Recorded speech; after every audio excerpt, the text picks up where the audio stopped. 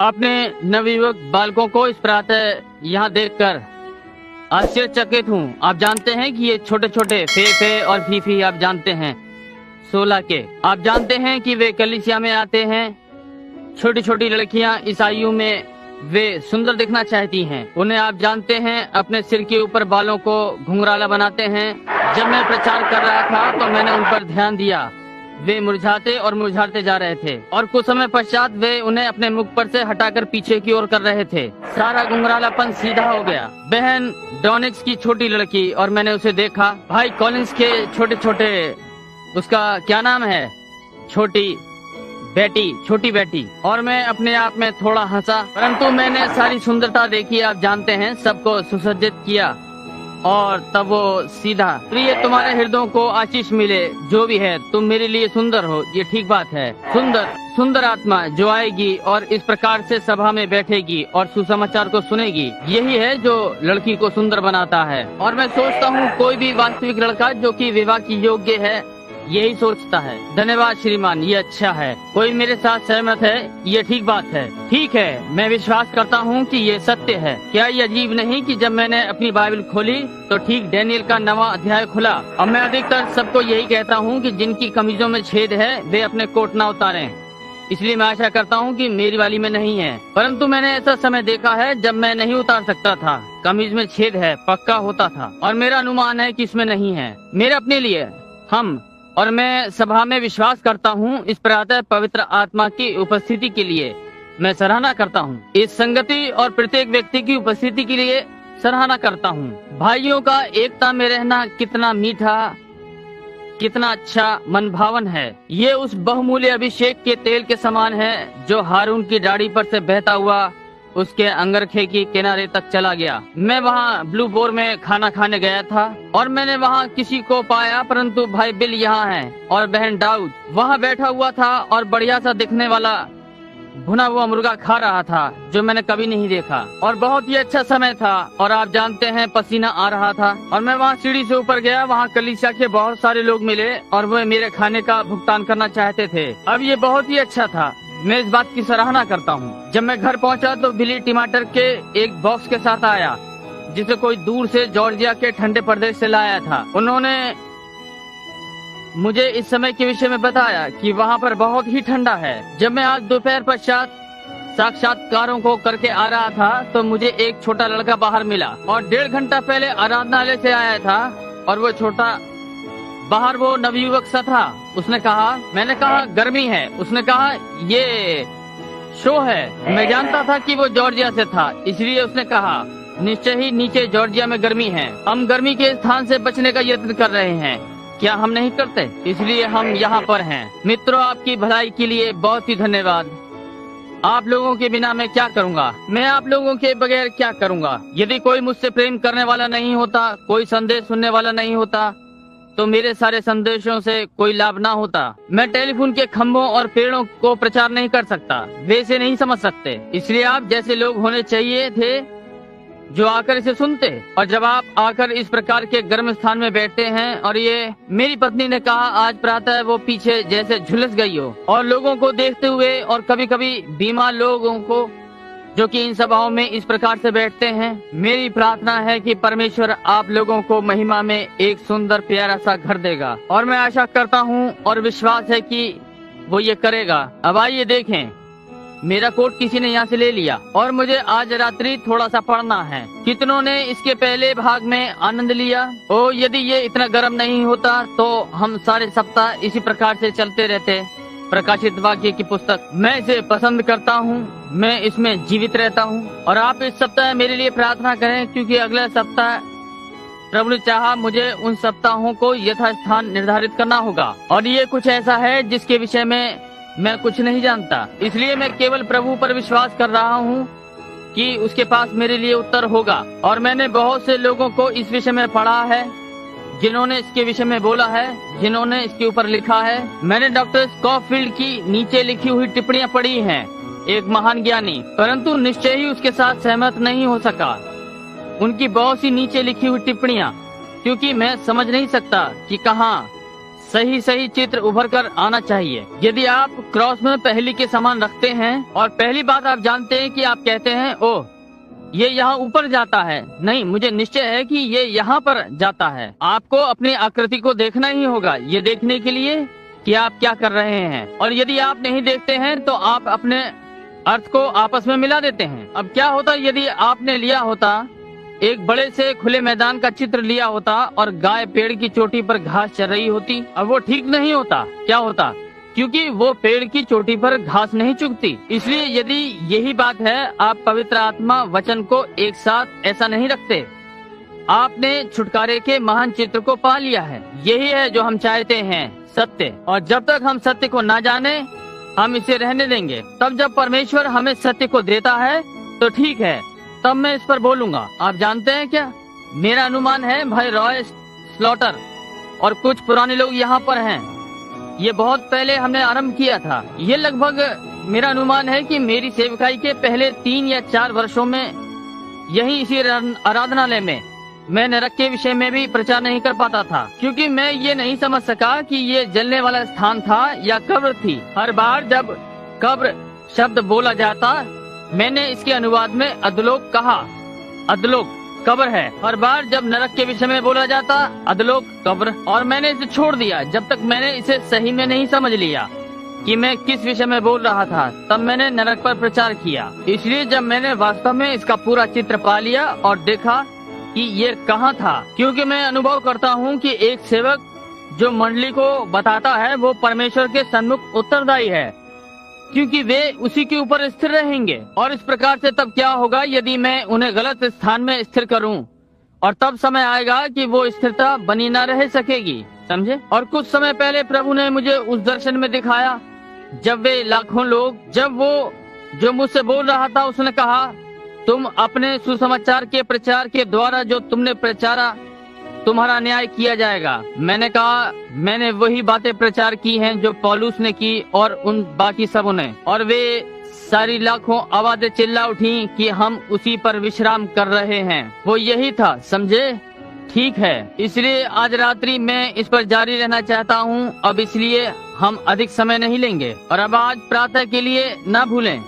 यहाँ मेरे पास एक टिप्पणी है। आज मैंने डैनियल की बंधुआई पर बोला। जब्राइल ने उसके पास आकर और उसे भविष्य के लिए निर्देश दिए। आज प्रातः हमारे पास भी वही है, भविष्य के लिए निर्देश। अब आज रात्रि हम जब्राइल के डैनियल से भेंट करने के 6 सतह उद्देश्य पर बातें कर रहे हैं। अगले रविवार प्रभु ने चाहा तो उन 70 सप्ताहों को उसी समय के यथास्थान में रखेंगे जहाँ से वे संबंधित हैं और हम कहाँ खड़े हैं। अब यदि केवल हम ये ढूंढ सकें और पूरी तौर से आश्वस्त हो सकें तो हम जान सकेंगे कि हम किस घड़ी में रह रहे हैं। अब हम नहीं जानते कि वो कब आ रहा है, इसे कोई भी नहीं जान पाएगा। यीशु स्वयं इसे नहीं जानता। उसने कहा वो नहीं जानता। उसने कहा केवल पिता इसे जानता है, यहाँ तक कि स्वर्गदूत भी नहीं जानते। हम में से कोई नहीं जानता कि वो कब आ रहा है, परंतु हम उस घड़ी और समय को बता सकते हैं जिसमें कि हम रह रहे हैं। जान रहे हैं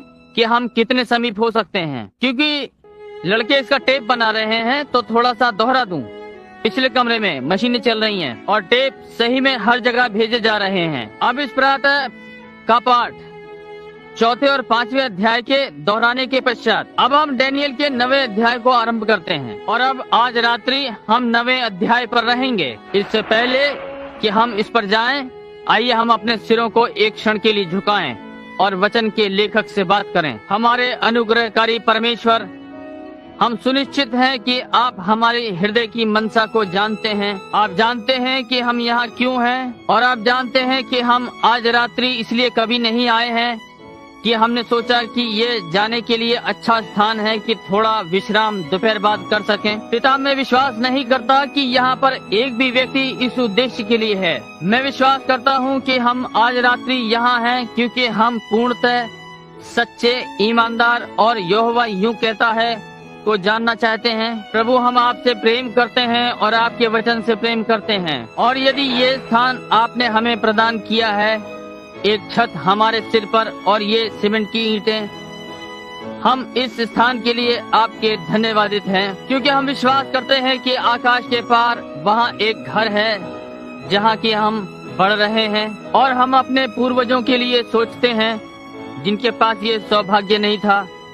और प्रभु, इससे हमारे हृदय लज्जा से झुक जाते हैं कि हम शिकायतें भी करें। अब पिता, हम प्रार्थना करते हैं कि आज रात्रि आप हमारे लिए वचन को खोलेंगे। जैसे कि आज रात्रि हम इस राह पर जा रहे हैं, हम में से प्रत्येक के पास चलते हुए आए, हमसे भी वैसे ही बातें करें जैसे आपने उनसे जो यरूशलेम से अमाउस जा रहे थे उनसे बातें की, ताकि आज रात्रि जब सभा समाप्त हो जाए हम अपने अलग अलग घरों में जा सकें और कहें, क्या जब वो हमसे बातें करता था तो हमारे हृदयों में जब वो अपने वचनों से बोल रहा था तो उत्तेजना उत्पन्न न हुई। पाठ पर आशीष दें प्रभु, मेरे निर्बल यत्न को आशीषित करें। सत्य के लिए मेरे मुंह को खोलें और जो गलत हो उसके लिए बंद कर दें, और अपनी महिमा को लें और अपने लोगों में महिमा, ताकि वे देख सकें कि वो घड़ी जिसमें हम रह रहे हैं और प्रभु यीशु के आगमन का पास होना, क्योंकि हम उसके नाम में, यीशु मसीह के नाम में मांगते हैं।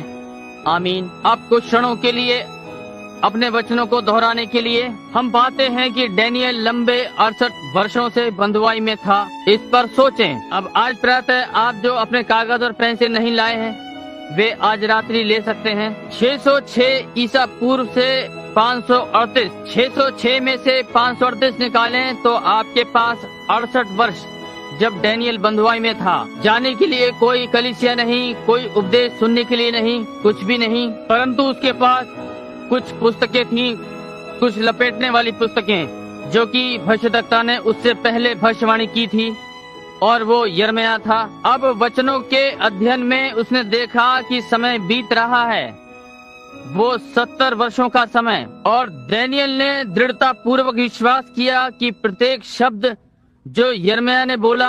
आज रात्रि मैं ये अपनी कक्षा से कहता हूँ, क्या हमें अपने भविष्यद्वक्ताओं का विश्वास करना चाहिए? जी हाँ श्रीमान, क्योंकि प्रभु का वचन भविष्यद्वक्ताओं के पास आया।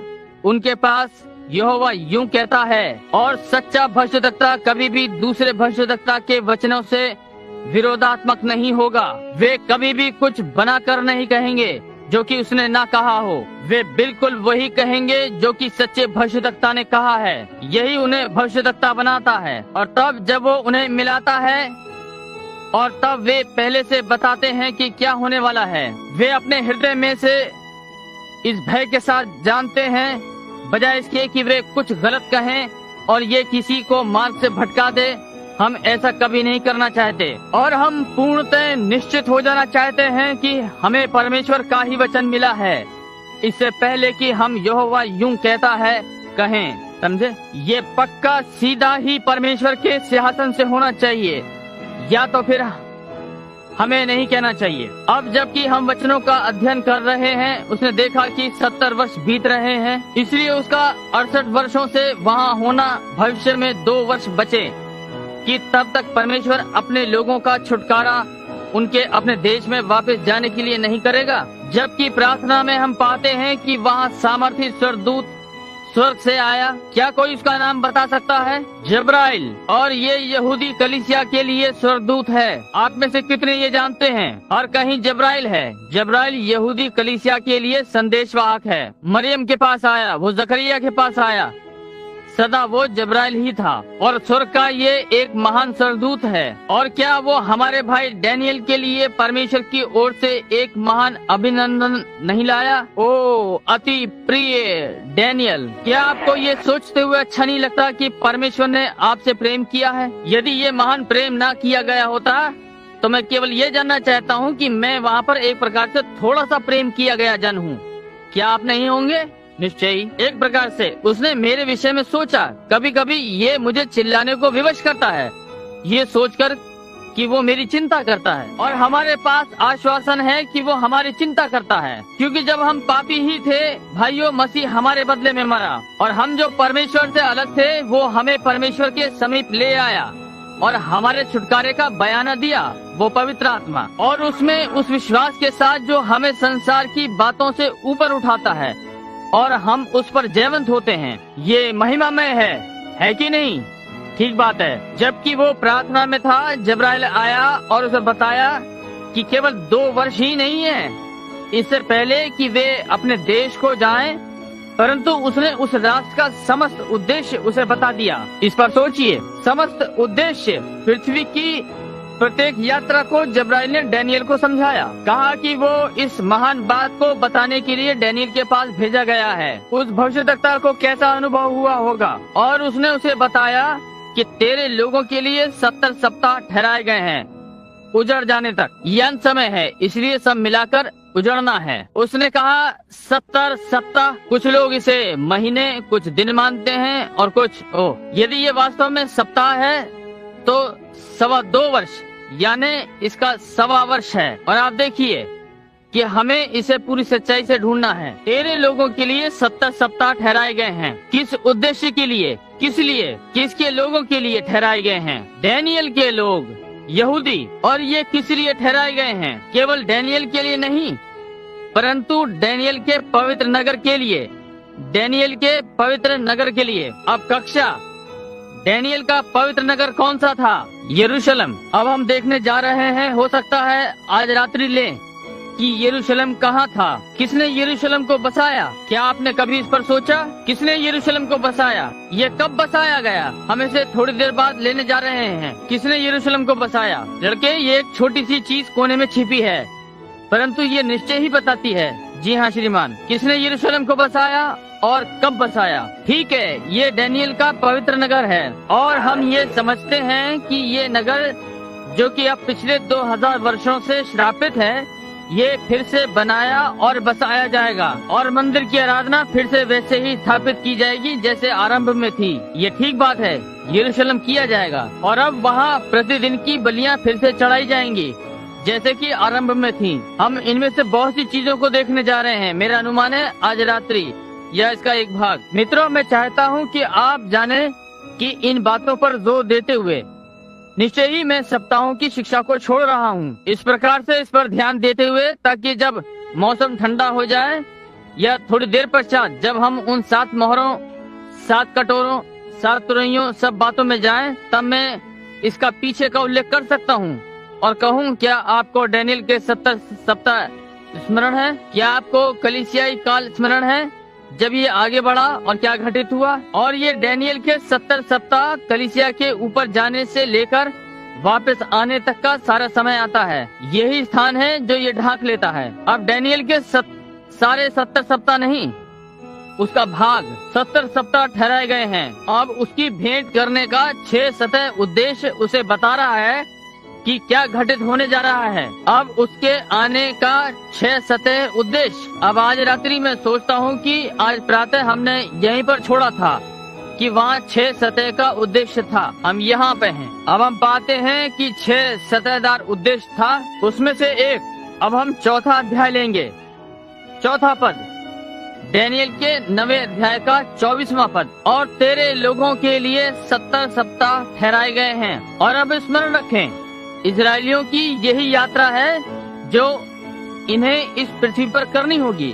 वे ठाने गए हैं, केवल 70 सप्ताह ही ठहराए गए हैं। ये सब यहूदियों के भाग में हैं, तेरे लोगों पर और तेरे पवित्र नगर पर। इसलिए ये 70 सप्ताह अब इसमें चूकिए नहीं, ये उस समय से यहूदियों के अंत समय तक को प्रकट करेगा, और यरूशलेम के अंत को भी, जब तक कि नया नगर न बनाया जाए। अब मैं आशा करता हूँ कि आज रात्रि हम इसमें वास्तव में अच्छी तरह से और गहराई में जाएंगे। तेरे लोगों और तेरे नगर के लिए ठहराए गए हैं, किस लिए? कि अपराध का होना बंद हो। अब उसने उसे क्या बताया? वो ये जानने का प्रयास कर रहा है कि ये कितने समय तक चलता रहेगा। मैं जानता हूँ कि हम अंत समय पर हैं, जैसे कि प्रभु हम सब अब हैं। इस कक्षा में कितने ये विश्वास करते हैं कि हम अंत समय में हैं? तो आमीन कहिए। धन्यवाद, हम अंत में हैं। अब हम परमेश्वर के द्वारा ढूंढने का यत्न कर रहे हैं कि कितने समय तक ये चलेगा, हम किस दिन में रह रहे हैं। इसलिए हम पीछे जाकर और इन भविष्यद्वक्ताओं को ले रहे हैं और आदि आदि, और ये ढूंढने का यत्न कर रहे हैं कि हम कहाँ हैं। और यही डैनियल ने किया, उसने अपना मुख परमेश्वर की ओर किया। आज कितनों ने डैनियल का 9वां पढ़ा? अपने हाथों को उठाएं। ठीक है, आपने उसकी प्रार्थना देखी है, कैसे उसने अपने लोगों के लिए अंगीकार किया, और उसका अंगीकार अपने लिए वो निश्चित होना चाहता था कि वे कब वापस जा रहे हैं। क्योंकि वो लोगों को वापस जाने के लिए तैयार करना चाहता था। अब मैं क्या करने का प्रयास कर रहा हूँ, ये ढूंढ रहा हूँ कि हम कब ऊपर जा रहे हैं और ऊपर जाने के लिए लोगों को तैयार कर रहे हैं जो तैयार थे, और हमने अपने मुख प्रार्थना और याचनाओं के द्वारा होते हुए परमेश्वर की ओर कर रखे हैं कि मालूम कर लें प्रभु हम किस घड़ी में जीवित हैं। हमने ये सारी चीजें घटित होती हुई देखी हैं। हम संसार को दुर्व्यवस्था में देखते हैं। हम देखते हैं कि समय समीप है, दीवार पर हस्तलेख है, हर बात जो परमेश्वर ने कही। हम अपने राष्ट्रपति को दूसरे युद्ध की बातें करते हुए सुनते हैं, अब आ रहा है। हम भविष्यवाणियाँ सुनते हैं, युद्ध के कुछ घंटों के पश्चात ये भविष्यवाणी की गई, राष्ट्र ज्वालामुखी की राख को छोड़ और कुछ नहीं होंगे। और हम जानते हैं हमें ये मिला है, इसलिए हम जानते हैं कि इससे पहले ये घटित हो कलीसिया को जाना ही है। इसलिए प्रभु हम कहाँ हैं, यही कारण है कि मैं विश्वास करता हूँ कि वो हमें बताएगा। हमने अपना मुख मालूम करने के लिए उठाया है। अब पहले हम ढूंढें तेरे लोगों के लिए और तेरे पवित्र नगर के लिए 70 सप्ताह ठहराए गए हैं कि उनके अंत तक अपराध का होना बंद हो और पाप का अंत हो और अधर्म का प्रायश्चित किया जाए और युग युग की धार्मिकता प्रकट होवे और दर्शन की बात पर और भविष्यवाणी पर छाप दी जाए और परम पवित्र का अभिषेक किया जाए। ये जब्राइल के भेंट करने का 6 सतह उद्देश्य था। अब हम पहला वाला आरंभ करें। जिनके पास पेंसिलें हैं यदि वे निशान लगाना चाहते हैं। नंबर 1, अपराध का होना बंद हो, ये पहली बात है। अब इजराइल का अपराध होना बंद हो। किसने परमेश्वर के विरुद्ध अपराध किया? याकूब से अभक्ति को दूर करना। अब ये ढूंढने के लिए हम रोमियो निकालें। रोमियो का 11वां अध्याय, रोमियो 11 के 21वें पद से आरंभ करके अब हम किस पर जा रहे हैं? अपराधों का बंद होना। रोमियो 11:21। ठीक है, क्योंकि जब परमेश्वर ने स्वाभाविक डालियां न छोड़ी, ये कौन था? इजराइल, तो तुझे भी ना छोड़ेगा। अब मैं चाहता हूँ जब आप घर जाएं तो इस 11वें अध्याय को पूरा पढ़ें, इसलिए मैं यहाँ थोड़ा सा पढ़ रहा हूँ। पूरे 11वें अध्याय पर निशान लगा लें और इसे पढ़ें। तुझे ना छोड़ेगा, इसलिए परमेश्वर की कृपा और कड़ाई को देख जो गिर गए हैं, परंतु तुझ पर कृपा यदि तू उसमें बना रहे, नहीं तो तू भी काट डाला जाएगा। और वे भी यदि अविश्वास में ना रहे तो साटे जाएंगे, क्योंकि परमेश्वर उन्हें फिर से साट सकता है। देखिए, ये बताया जा रहा है कि एक समय होगा जब अन्य जाति काटे जाएंगे और इजराइल फिर से वापस आएगा। क्योंकि यदि तू उस जलपाई से जो स्वभाव से जंगली है काटा गया, अन्य जाति और स्वभाव के विरुद्ध अच्छी जलपाई में साटा गया। हम स्वभाव के विरुद्ध थे, परदेशी, बिना अनुग्रह के, बिना परमेश्वर के कोई भी आशा न थी, और परमेश्वर ने अपने अनुग्रह के द्वारा हमें अवसर दिया। धर्मी इजराइल को उसके अपराधों के कारण काट दिया गया और उन्हें एक और छोड़ दिया। घरेलू जलपाई वृक्ष और जंगली जलपाई वृक्ष में लाया गया, स्वभाव के विरुद्ध अच्छे वृक्ष में। तो ये जो स्वाभाविक डालियां हैं अपनी ही जलपाई में क्यों न साटे जाएंगे। ठीक है, हम आगे पढ़ें। हे भाइयों, कहीं ऐसा ना हो कि तुम अपने आप को बुद्धिमान समझ लो। इसलिए मैं नहीं चाहता कि तुम इस भेद से अनजान रहो कि जब तक अन्य जातियां पूरी रीति से प्रवेश न कर लें, तब तक इजराइल का एक भाग ऐसे ही कठोर रहेगा। जब तक परमेश्वर अन्य जाति के साथ अपना कार्य पूरा न कर ले, इजराइल को अंधा किया गया है। वे पाप में चले गए और परमेश्वर के विरुद्ध पाप में, क्योंकि परमेश्वर ने उनकी आंखों को अंधा कर दिया ताकि हम साटे जा सकें। आप इसे समझे। अब 26वां पद, और इस रीति से सारा इजराइल उद्धार पाएगा। परमेश्वर ने उन्हें मेरे और आपके लिए जानबूझकर अंधा किया। वे नहीं देख सकते क्योंकि परमेश्वर ने उन्हें अंधा किया, और सारा इजराइल, सच्चा इजराइल बचेगा। स्वर्गदूत ने क्या कहा? महिमा हो, इजराइल का अपराध होना बंद हो। मैं तुझे ये बताने आया हूँ कि एक समय आएगा जब इजराइल का अपराध होना बंद हो जाएगा। परमेश्वर जंगली डाली को काट देगा, उसमें फिर से वास्तविक डाली साट देगा। ओ, कभी कभी इससे मेरा हृदय उछल पड़ता है। वे बेचारे अभागे लोग जो काटे गए और नहीं जानते कि कहाँ जा रहे हैं। और सोचिए कि परमेश्वर ने अपने अनुग्रह में ऐसा किया कि मैं बचाया जा सकूं। उनके अपने मसीही से ही उनकी आंखें अंधी कर दी, उनके कान बंद कर दिए गए ताकि वे उसकी ना सुन सकें, जबकि सीधे सीधे उसके आश्चर्य कर्मों को देख रहे थे और उसके आश्चर्य कर्मों और चीजों को देख रहे थे जो वो कर रहा था। मेरा विश्वास है मत्ती का 12वां अध्याय या 8वीं या 12वां अध्याय कहा, यद्यपि यीशु ने बहुत से आश्चर्य कर्म किए तब भी वे विश्वास न कर सके, क्योंकि परमेश्वर ने कहा उनकी आंखें हैं और वे नहीं देख सकते, और कान हैं और वे सुन नहीं सकते। कहीं ऐसा न हो वे आंखों से देखें और कानों से सुने और मुझे उन्हें अच्छा करना पड़े, परंतु इसलिए कि हमें अवसर मिल सके उसने अपने ही बालकों की आंखों पर पर्दा डाल दिया। मेज पर से अपने ही बालकों को आत्मा के अपर्याप्तता में डाल दिया ताकि वो पार सके, ताकि जीवित रहने के लिए हमें अवसर मिल सके, हमें जीवन दे।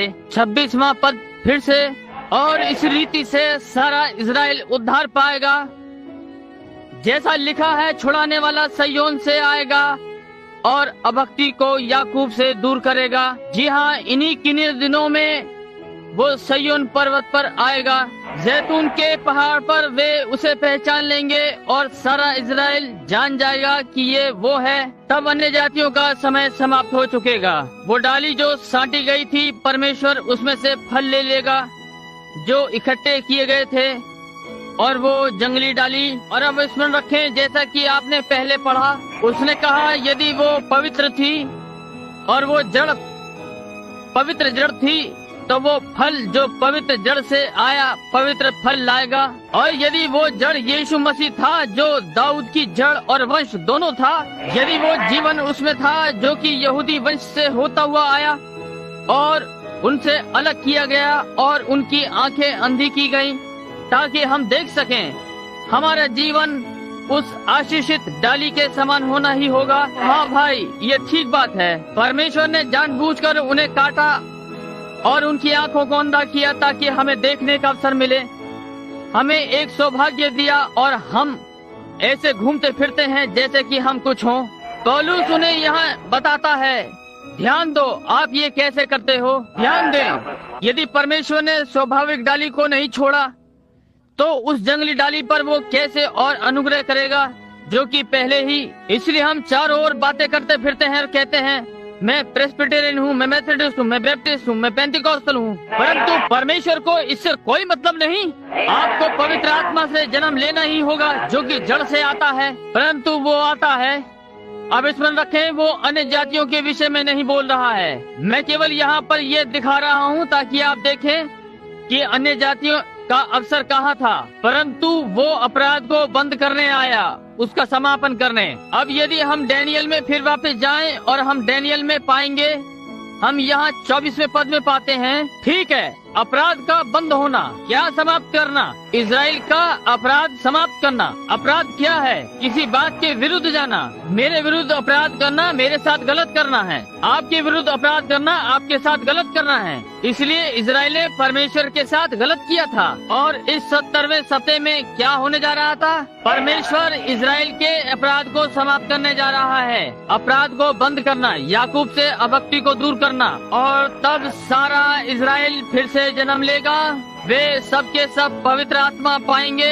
अब नंबर 2 अपने कागज पर लिख लें। हम इस पर लंबे समय तक रुके रह सकते हैं, परंतु मैं इस पर प्रचार नहीं करना चाहता हूँ, केवल आपसे बात करना चाहता हूँ ताकि आप इसे ठीक से समझ सकें। जब हम इन 7 मोहरों में जाते हैं तब आप इस कलीसिया में से होते हुए निकलेंगे और मोहरों में से, विपत्तियों में से, और जानेंगे कि हम कहाँ खड़े हैं। ठीक है।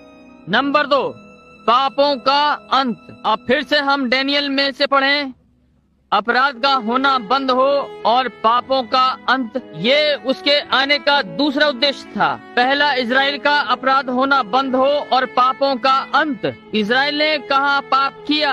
उन्होंने कहाँ जीवन संबंधी पाप किया? कहाँ उन्होंने स्वयं को परमेश्वर से अलग किया? आप जरा ध्यान से सुने। आइए हम मत्ती 24 निकालें, और यहीं पर इजराइल ने अपने विनाश की गलती की, यहीं पर जहां उसने अपना अंतिम पाप किया, और यही कारण है कि वो आज इस दशा में है। संत मत्ती सुसमाचार का 27वां अध्याय। और 27वें अध्याय का 25वां पद। आइए हम 21वें पद से आरंभ करें। हाकिम ने उनसे पूछा कि इन दोनों में से किसको चाहते हो कि मैं तुम्हारे लिए छोड़ दूं? उन्होंने कहा बरअब्बा को। अब स्मरण रखें, ये इजराइल है, बरअब्बा। पिलातुस ने उनसे पूछा, फिर यीशु को जो मसीह कहलाता है क्या करूं? उन्हें सुने सबने उससे कहा वो क्रूस पर चढ़ाया जाए। स्मरण रखें, ये उनका मसीह है जिसके लिए डैनियल ने कहा कि वो आएगा। स्मरण रखें, इस प्रातः यहाँ इस पाठ में वो काटा जाएगा, अपने लिए नहीं, उसने कुछ भी नहीं किया, वो क्रूस पर चढ़ाया जाए। हाकिम ने कहा, क्यों, उसने क्या बुराई की है? परंतु वे और भी चिल्ला चिल्ला कर कहने लगे, वो क्रूस पर चढ़ाया जाए। जब पिलातुस ने देखा कि कुछ बन नहीं पड़ता परंतु इसके विपरीत हुल्लड़ होता जाता है, तो उसने पानी लेकर भीड़ के सामने अपने हाथ धोए और कहा, मैं इस धर्मी के लहू से निर्दोष हूँ, तुम ही जानो। सुनिए, यही इनकी गलती है, यहाँ पर उनका पाप है। सब लोगों ने उत्तर दिया और कहा, इसका लहू हम पर और हमारी संतानों पर हो। यहाँ उन्होंने ये किया, वो उनके लिए पाप का अंत करेगा। वो कुछ भी कैसे कर सकता है? केवल उन्हें क्षमा करके, ये जानते हुए कि उसे उनकी आंखें अंधी करने थी ताकि हम अंदर आ सकें। ये उसके समान है जैसे उसके बालक उसके लहू के लिए पुकारें। और वे अंधे किए गए थे और वो जानता था कि वे अंधे किए गए थे।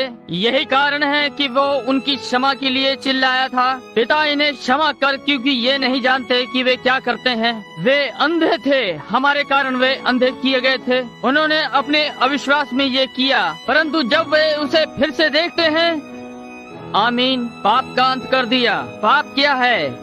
अविश्वास। उन्होंने विश्वास नहीं किया कि वो मसीह था। वे उसे मसीह के रूप में नहीं पहचान सके, यद्यपि उसने हर उस चिन्ह को किया जिसे मसीह को करना था, परंतु वे उसे न देख सके। वे अंधे थे।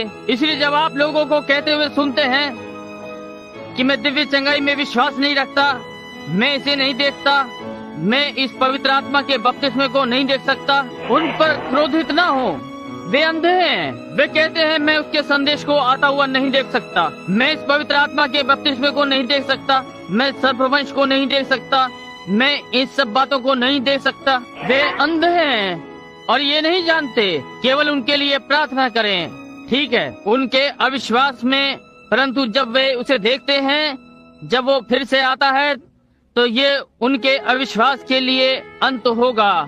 ओ प्रभु, आइए हम उत्पत्ति 45वें अध्याय के 25वें पद को निकालें और इसके नमूने को लें। मैंने यही कहीं उत्पत्ति 45 के कुछ लिखे हैं, आप जो टिप्पणियां लिख रहे हैं। ओ, मैं इस अच्छे पुराने सुसमाचार से कितना प्रेम करता हूँ। ठीक है, हम जानते हैं कि हम कहाँ हैं। क्या आप वहाँ भवन के पीछे की ओर मुझे सुन सकते हैं? यदि आप मुझे सुन सकते हैं तो अपना हाथ उठाएं।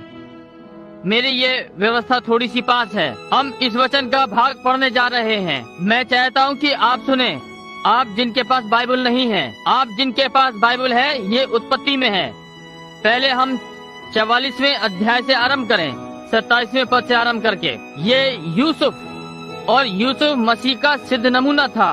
हम ये जानते हैं। कितने ये जानते हैं? उसके भाई उससे ईर्ष्या करते थे। क्यों? क्योंकि वो आत्मिक था, वो दर्शन देखता, सपनों का अनुवाद करता, वो अपने भाइयों में आत्मिक था और उन्होंने उससे ईर्ष्या की और उसके पिता ने उससे प्रेम किया। इसी प्रकार से यीशु नामधारी कलीसियाओं के द्वारा ईर्ष्या का पात्र था, परंतु अपने पिता परमेश्वर के द्वारा प्रेम पात्र था। उन्होंने क्यों उससे ईर्ष्या की? क्योंकि वो आत्मिक था, क्योंकि उन्होंने कहा वो भावी कहने वाला एक शैतान था। आपको स्मरण है यूसुफ के भाइयों ने उससे क्या कहा था? देखो, स्वप्न देखने हारा आ रहा है। समझे? देखा वही बात। और उन्होंने यूसुफ को लगभग उतने ही दामों में बेचा जितने में यहूदा ने यीशु को, चांदी के 30 टुकड़ों में। उसे गड्ढे में फेंक दिया और जाकर अपने पिता को बता दिया कि किसी चीज ने उसे मार डाला, वो मर गया। परंतु वो गड्ढे में से निकाला गया। मसीह गड्ढे में फेंका गया और निकाला गया था, और वहाँ से वो पृथ्वी के सबसे ऊंचे स्थान में चला गया। आमीन। यूसुफ फिरौन के दाहिने हाथ जा पहुंचा और यीशु परमेश्वर के दाहिने हाथ पर जा पहुंचा। अपनी परीक्षा में अपने उठाए जाने से पूर्व यीशु इससे पहले कि वो उठाया जाता परीक्षा में से निकला। क्यों मैं विश्वास करता हूँ कि ये बिली का रविवार था, वो महान सुसमाचार फैलाने वाला। कहा उस क्रूस पर चढ़ाए जाने वाले दिन हर वृक्ष पर लाखों लाख स्वर्गदूत बैठे थे। कहा केवल अपना जरा सा हाथ उठाकर और हमें इशारा कर दे, हम यहाँ के सारे दृश्य को बदल देंगे। परंतु वो ये नहीं कर सकता था। कैफा ने कहा उसने स्वयं को बचा लिया, दूसरों को वो नहीं बचा सकता। वो नहीं जानता था कि वो एक बयान दे रहा है। यदि वो अपने को बचा सकता होता, वो दूसरों को नहीं बचा सकता था। इसलिए उसने स्वयं को दे दिया कि दूसरों को बचाए। देखिए इससे कितने अंधे।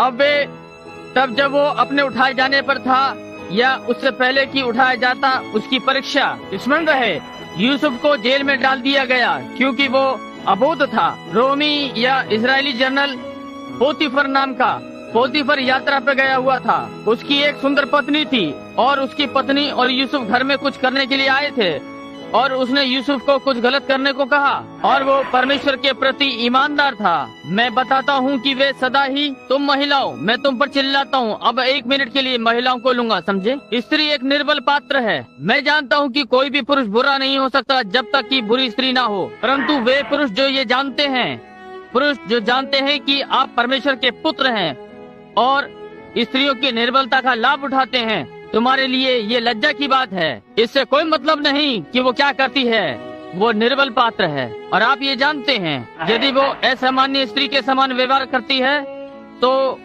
उसको हाथ से पकड़कर उससे बहन के समान बात करें। आप परमेश्वर के पुत्र हैं, उनके साथ बुराई ना करें। यूसुफ को देखें, वो आपके लिए आदर्श है। जब पोतीफर की पत्नी, ये सुंदर सम्मान योग्य सबसे ऊंची, उस देश में सबसे ऊंचे दर्जे वाली महिला थी, उससे अनुरोध किया, उससे राजी किया और उसने मना कर दिया और उसने उसे पकड़ा और गले लगाने का प्रयास किया और उसने यहाँ तक उसे झटका मारा कि उसका बागा भी उतर गया और उसके पास से भागा।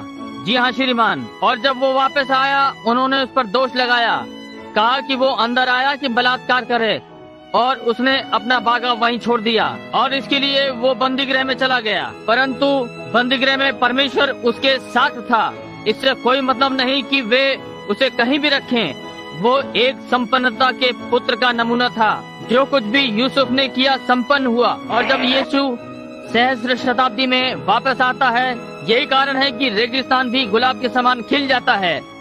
वो जो कुछ भी करेगा संपन्न होगा। वो संपन्नता का पुत्र है। जहाँ कहीं भी आप यूसुफ को रखें वो आशीषित था। जहाँ कहीं भी यीशु है वो आशीषित है। इसलिए उसे अपने हृदय में ले लें और आशीषित हो जावें। इसलिए हम देखते हैं कि यूसुफ को तब बंदी गृह में डाल दिया गया और वहाँ बंदी गृह में 2 मनुष्य थे, एक नष्ट हो गया और दूसरा बचा लिया गया। यीशु जब क्रूस पर अपनी परीक्षा में था, एक चोर नष्ट हो गया, दूसरा वाला बच गया। जब उसे उठाया गया था वो परमेश्वर की दाहिनी ओर चला गया।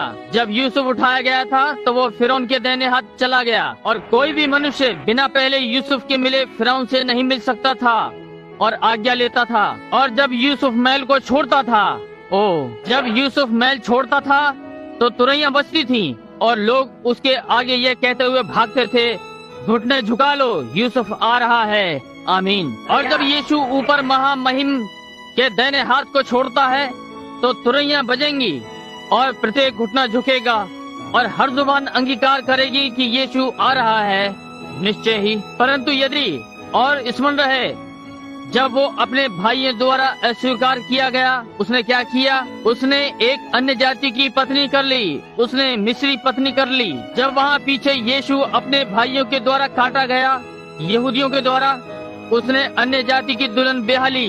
परंतु अब वर्षों पश्चात जब बालक उत्पन्न हो चुके, एफ्रेम और मनशे उसका एक परिवार था, तब एक दिन उसके भाई उससे मिलने आए। ध्यान दें, हम कहानी जानते हैं कि कैसे उसने वो छोटी चीज वहाँ रख दी थी और वापस भेजे और ऐसा अभिनय किया जैसे कि वो उनकी भाषा तक नहीं बोल सकता हो।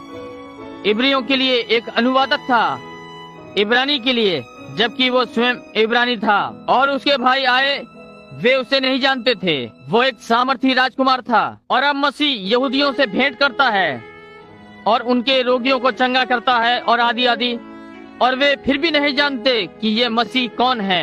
आइए हम 44वें अध्याय के 27वें पद से आरंभ करें। और तेरे दास मेरे पिता ने हमसे कहा, तुम जानते हो कि मेरी स्त्री से 2 पुत्र उत्पन्न हुए और उनमें से एक तो मुझे छोड़ ही गया। ये यूसुफ था, वही जिससे बात कर रहे थे, और मैंने निश्चय कर लिया कि वो फाड़ डाला गया होगा, और तब से मैंने उसका मुंह न देखा। तो यदि तुम इसको भी मेरी आंख की आड़ में ले जाओ और कोई विपत्ति इस पर आ पड़े, तो तुम्हारे कारण मैं इस पक्के बाल की अवस्था में दुख के साथ अधोलोक में उतर जाऊंगा। वहाँ उनके पास छोटा बिन्यामीन था, उसका छोटा भाई। आप जानते हैं कि बिन्यामीन किसको दर्शाता है? ये सच्चे नए यहूदियों का झुंड, जो कि अब वहाँ 1,44,000 होने के लिए इकट्ठे हो रहे हैं।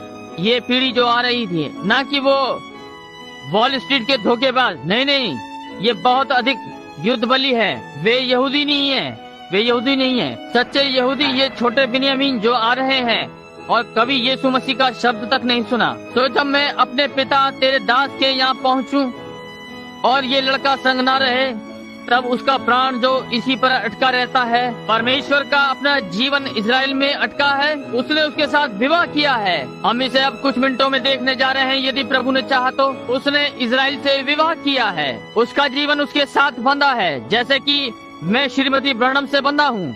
वहाँ पीछे मेरी पत्नी है।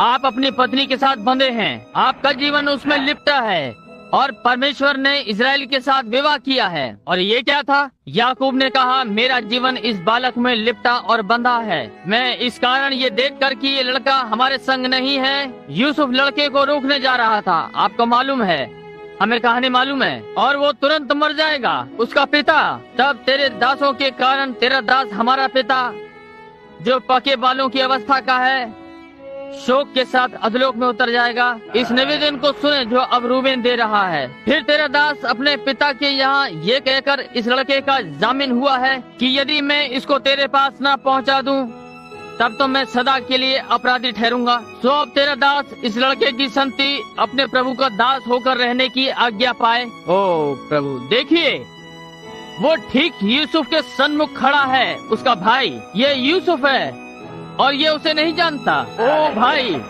सहस्र शताब्दी आरंभ होने तक प्रतीक्षा करें। अब इस लड़के की संति अपने प्रभु का दास होकर रहने की आज्ञा पाए। इसे सुने, उसे प्रभु मान रहा है, और ये लड़का अपने भाइयों के संग जाने पाए, क्योंकि लड़के के बिना संग रहे मैं क्यों कर अपने पिता के पास जा सकूंगा। ऐसा ना हो कि मेरे पिता पर जो दुख पड़े वो मुझे देखना पड़े। निवेदन कर रहा है, स्वयं अपना जीवन दे रहा है। कैसे वे यहूदी वहाँ अपना हाथ फैलाए हुए खड़े होंगे। अब 45वें पद पर ध्यान दें, ध्यान से सुने, चूके नहीं। जब यूसुफ कर सकता है, तब यूसुफ उन सब के सामने जो उसके पास खड़े थे अपने आप को रोक ना सका। भाई, ये सब जब पाप का अंत होने जा रहा है, अविश्वास टूटकर बिखरने जा रहा है, और उसने पुकार कर कहा कि मेरे पास से सब लोगों को बाहर कर दो। भाइयों के सामने अपने आप को प्रकट करने के समय यूसुफ के संग कोई और ना रहा। ये क्या है? यहाँ तक कि उसकी अपनी पत्नी महल में जा चुकी है। ओ प्रभु, दुल्हन महिमा में है। जब यीशु वापस लौटता है, हम इसे देखेंगे कि स्वयं को प्रकट करे। तब वो चिल्ला चिल्ला कर रोने लगा। यूसुफ अपने आप को अधिक समय तक न रोक सका और वो फूट पड़ा। और मिस्रियों ने ये सुना और फिरौन के घर के लोगों को भी इसका समाचार मिला। पीछे वहाँ महल में उन्होंने यूसुफ के रोने की आवाज सुनी। अब ये यीशु मसीह का नमूना था यहूदियों से मिलने का। वो जानता था कि उसने उन्हें अंधा किया था कि हमें अवसर मिल सके, परंतु जब वो उनके पास फिर से आता है तो इजराइल का पाप समाप्त हो जाता है। और यूसुफ ने अपने भाइयों से कहा, मैं यूसुफ हूँ। आप क्या सोचते हैं यीशु कहेगा, मैं तुम्हारा मसीह हूँ? मैं ही वो हूँ जिसे तुमने क्रूस पर चढ़ाया। क्या मेरा पिता अब तक जीवित है? इसका उत्तर उसके भाई न दे सके, क्योंकि वे उसके सामने घबरा गए थे। ओ, मैं यहाँ पर थोड़ी देर के लिए रुकूंगा। आइए हम जकरिया का 12वां अध्याय निकालें। मेरे साथ जकरिया की पुस्तक निकालें, जकरिया का 12वां अध्याय। और हो सकता है इसके प्रचार को आरंभ करने के लिए मैं अधिक समय ले रहा हूँ, परंतु मैं आशा करता हूँ कि नहीं, और मेरी बहुत ही इच्छा है कि आप इसे समझ लें। जकरिया, आइए जकरिया का 12वां अध्याय निकालें और देखें कि वो अब क्या कहने जा रहा है। जबकि वो अपने भाइयों के सन्मुख खड़ा है। जकरिया 12 और 10वीं, पाप का अंत होना। अब ठीक है, 12वां अध्याय और 10वां पद ध्यान दें। और अब वो यहाँ पीछे बचे हुए लोगों के विषय में बात कर रहा है। यरूशलेम का घेरा जाना, वो पशु और सेनाएं हटा दी गई और आदि आदि। अब सारी चीजों का अंत होने पर है। ये लगभग सहस्र शताब्दी होने को है। अब यही सहस्र शताब्दी आरंभ होने को तैयार है और मैं दाऊद के घराने और यरूशलेम के निवासियों पर अपना अनुग्रह करने वाली क्या आमीन आश्चर्यजनक अनुग्रह घराने और यरूशलेम के निवासियों पर, डैनियल के पवित्र नगर पर अनुग्रह और प्रार्थना करने वाली आत्मा उंडेलूंगा। तब वे मुझे ताकेंगे जिसे उन्होंने बेधा था और उसके लिए ऐसे विलाप करेंगे जैसे इकलौते पुत्र के लिए रोते पीटते हैं, और ऐसा भारी शोक करेंगे जैसा पहलौठा के लिए करते हैं। सुनिए, वो क्या ही प्रार्थना होगी जब वो वहाँ पर खड़ा हुआ अपने आप को उन पर प्रकट कर रहा होगा, जैसे कि यूसुफ ने किया। सुनिए, उस समय यरूशलेम में इतना रोना पीटना होगा जैसे कि हजरत, मैं उसका नाम नहीं उच्चारण कर पा रहा हूँ, HADADRMO, हिद्रमोन में मिगदोन सारे देश में विलाप होगा। हर एक परिवार में अलग अलग, अर्थात दाऊद के घराने का परिवार अलग और उनकी स्त्रियां अलग, नातान के घराने का परिवार अलग और उनकी स्त्रियां अलग, लेवी के घराने और उनके परिवार और स्त्रियां अलग, और शिमियों और उनका भाग, और जितने परिवार रह गए हैं हर एक परिवार अलग अलग और उनकी स्त्रियां भी अलग। वे अपने आप में लज्जित होंगे जब वहाँ खड़े हुए, और वे सब जिन्होंने से क्रूस पर चढ़ाया और अस्वीकार किया था अपने बहुमूल्य यूसुफ के पास खड़े हैं। वहाँ ऐसा विलाप होगा और वे कहेंगे कि ये घाव तुझे कहाँ लगे। उसने कहा, मेरे मित्रों के घर में। देखा मेरा क्या अर्थ है? पाप का अंत करना, अविश्वास का, इसी के लिए वो आ रहा है। और डैनियल का 17वां वर्ष, बल्कि 17वां सप्ताह, पाप का अंत हो, उसे अलग करे। अब आप समझे, पहला क्या? अपराध का होना बंद हो, पाप का अंत हो। नंबर 3, अधर्म का प्रायश्चित किया जाए। आप जो लिख रहे हैं, मेरे पास लगभग 6 वचन के लेख और हैं, परंतु मैं इसे जल्दी जल्दी निकाल रहा हूँ क्योंकि गर्मी है। हम अधिक समय नहीं लेना चाहते। मैं जितना इसे ले सकता हूँ ले रहा हूँ, परंतु अधिक समय तक नहीं रोकूंगा, ठीक है? अधर्म का प्रायश्चित किया जाए। अधर्म गलत करना, जैसा कि उन्होंने क्रूस के पास किया, उसने प्रायश्चित किया, परंतु वो उन पर लागू नहीं हुआ। ये उन पर लागू नहीं हुआ। क्यों? क्योंकि वे अंधे थे और देख नहीं सके। और वे क्यों अंधे हुए? आप कहते हैं, हो सकता है आज क्योंकि मैं अंधा हूँ। आप जानबूझकर अंधे हैं। वे अंधे थे क्योंकि परमेश्वर ने अंधा किया था, परंतु आप इसलिए अंधे हैं क्योंकि आप जानबूझकर अंधे हैं। आपके लिए कोई प्रायश्चित नहीं है। यदि तुम ये विश्वास न करो कि मैं वो हूँ, यीशु ने कहा, तुम अपने पापों में मरोगे। ये ठीक बात है। अब आइए जकरिया का 13वां अध्याय फिर से निकालें। अब हम यहाँ से सुने, प्रायश्चित करना। अब ये कहा, मैं किसी को देख रहा था। यहाँ सुनिए, इसे सुनिए। परंतु हो सकता है प्रभु इसे किसी प्रकार लेगा। उस दिन वहाँ होगा, उस दिन। डॉक्टर स्कॉफील्ड ने यहाँ नीचे दी गई टिप्पणियों में या अपने अनुच्छेद के शीर्षक में बचे हुओं ने जो प्रायश्चित कर चुके क्रूस की ओर संकेत किया। अपने अधर्म का प्रायश्चित करना। अधर्म कुछ ऐसा है कि आपने गलत किया, जो कि आप भली प्रकार जानते हैं कि आपको ऐसा नहीं करना चाहिए। यदि मैं कोई अधर्म अपने हृदय में करता हूँ, परमेश्वर मेरी नहीं सुनेगा। अब जकरिया का 13वां अध्याय, हम इसे पहले पद से आरंभ करें। उसी समय दाऊद के घराने और यरूशलेम के निवासियों के लिए पाप और मलिनता धोने के निमित्त एक बहता हुआ सोता होगा। वहाँ एक भवन खुला हुआ होगा। आगे बढ़िए, हम इसे केवल पढ़ सकते हैं नीचे तक। मैं चाहता हूँ कि आप निशान लगा लें, तो फिर आप फिर से पढ़ लेंगे। परंतु अब मैंने यहाँ 6वें पद से आरंभ करने के लिए निशान लगाया है, और बल्कि 10वें तक पढ़ूंगा। ठीक है, आइए इसे पढ़ें और देखें, बल्कि 9 तक पढ़ें। तब उससे ये पूछा जाएगा, तेरे हाथ में ये घाव कैसे हुए? और तब वो ये उत्तर देगा, ये वही हैं। हम देखें, जो मेरे प्रेमियों के घर में मुझे लगे। सेनाओं के यहोवा की ये वाणी है, हे तलवार मेरे ठहराए हुए चरवाई के विरुद्ध अर्थात जो पुरुष मेरा स्वजाति है उसके विरुद्ध चल। तू उस चरवाहे को काट, तब भेड़ बकरियां तितर बितर हो जाएंगी और बच्चों पर मैं अपने हाथ बढ़ाऊंगा। अब यीशु ने इस वचन का उल्लेख किया। देखा, चरवाहे को मार और भेड़ को तितर बितर कर, परंतु अगले अनुच्छेद पर ध्यान दें। उसने केवल इतना ही का ही उल्लेख किया, परंतु ध्यान दें अगला वाक्य क्या कहता है, उसका अगला भाग, और मैं अपना हाथ बच्चों पर बढ़ाऊंगा। अब बिन्यामीन का झुंड आ रहा है, मैं बच्चों पर अपना हाथ बढ़ाऊंगा। चरवाहे को मार, इज़राइल पहले चरवाहे को मार और भेड़ों को समस्त संसार में तितर बितर कर। परंतु परमेश्वर ने कहा, मैं अपना हाथ वापस अंत के दिनों में अपने बच्चों पर बढ़ाऊंगा। कब? जब अधर्म का प्रायश्चित किया जाएगा, इज़राइल बचा लिया जाएगा उनमें से प्रत्येक। आइए हम यशाया निकालें, यशाया का 66वां अध्याय, और एक क्षण के लिए पढ़ें और देखिए परमेश्वर इज़राइल को बचाने के लिए क्या कहता है। इज़राइल को बचाने के लिए कितना समय लगेगा, देखिए वो कितनी जल्दी आएगा। यशाया का 66वां अध्याय और 8वां पद, यदि आप सारा पढ़ना चाहें ठीक है। ऐसी बात किसने कभी सुनी, किसने कभी ऐसी बातें देखी? क्या देश एक ही दिन में उत्पन्न हो सकता है? क्या एक जाति क्षण मात्र में उत्पन्न हो सकती है? क्योंकि सयोन की पीड़ाएं उठी ही थीं कि उससे संतान उत्पन्न हो जाए। जैसे ही सयोन ने देखा कि वो उनका मसीह है, वो एक ही दिन में फिर से उत्पन्न हो गई थी। पापों का प्रायश्चित किया जाए और अधर्म का प्रायश्चित किया जाए।